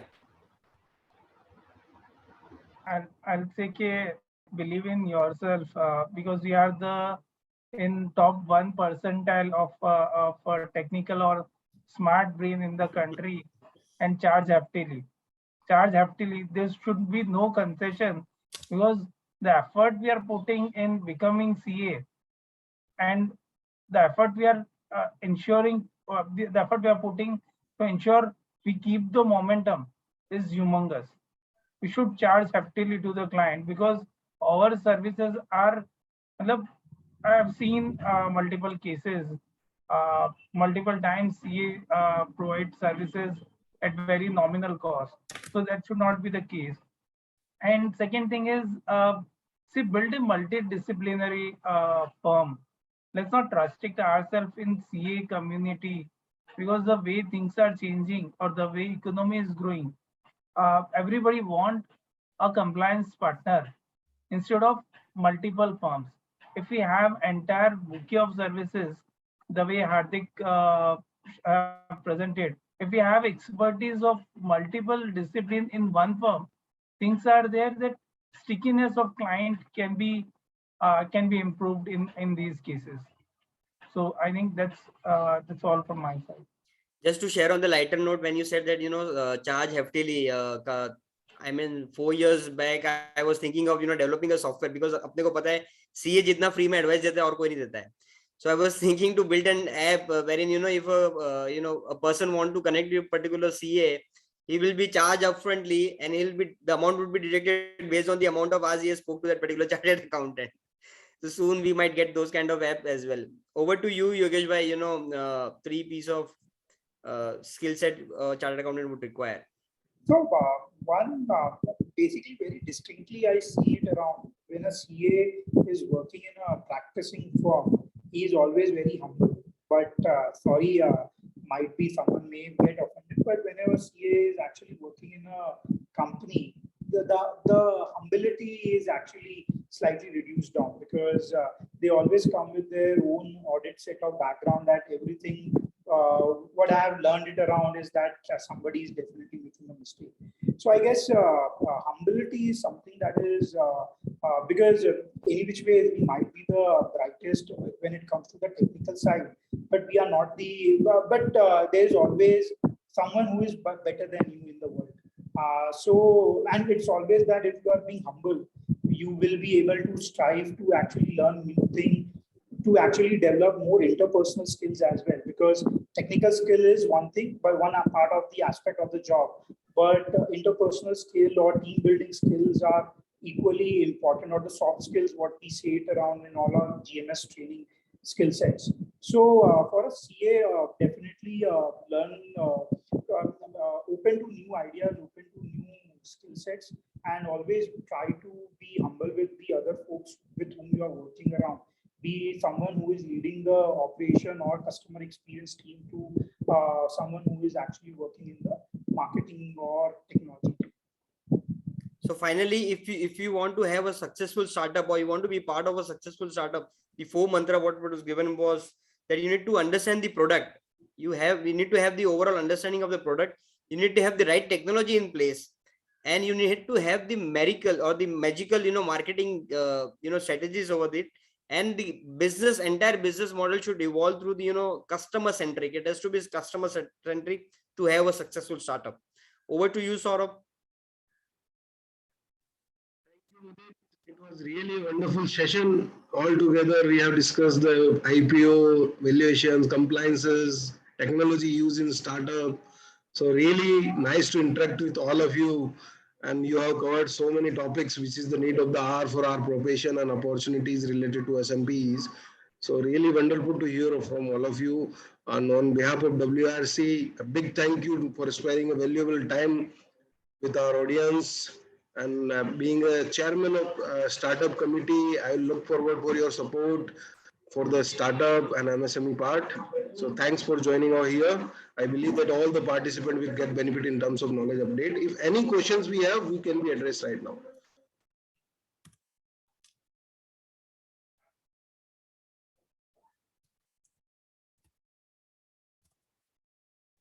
I think you all have covered a lot of things, and one special question was to Yogesh bhai, who is already covered by Mudit.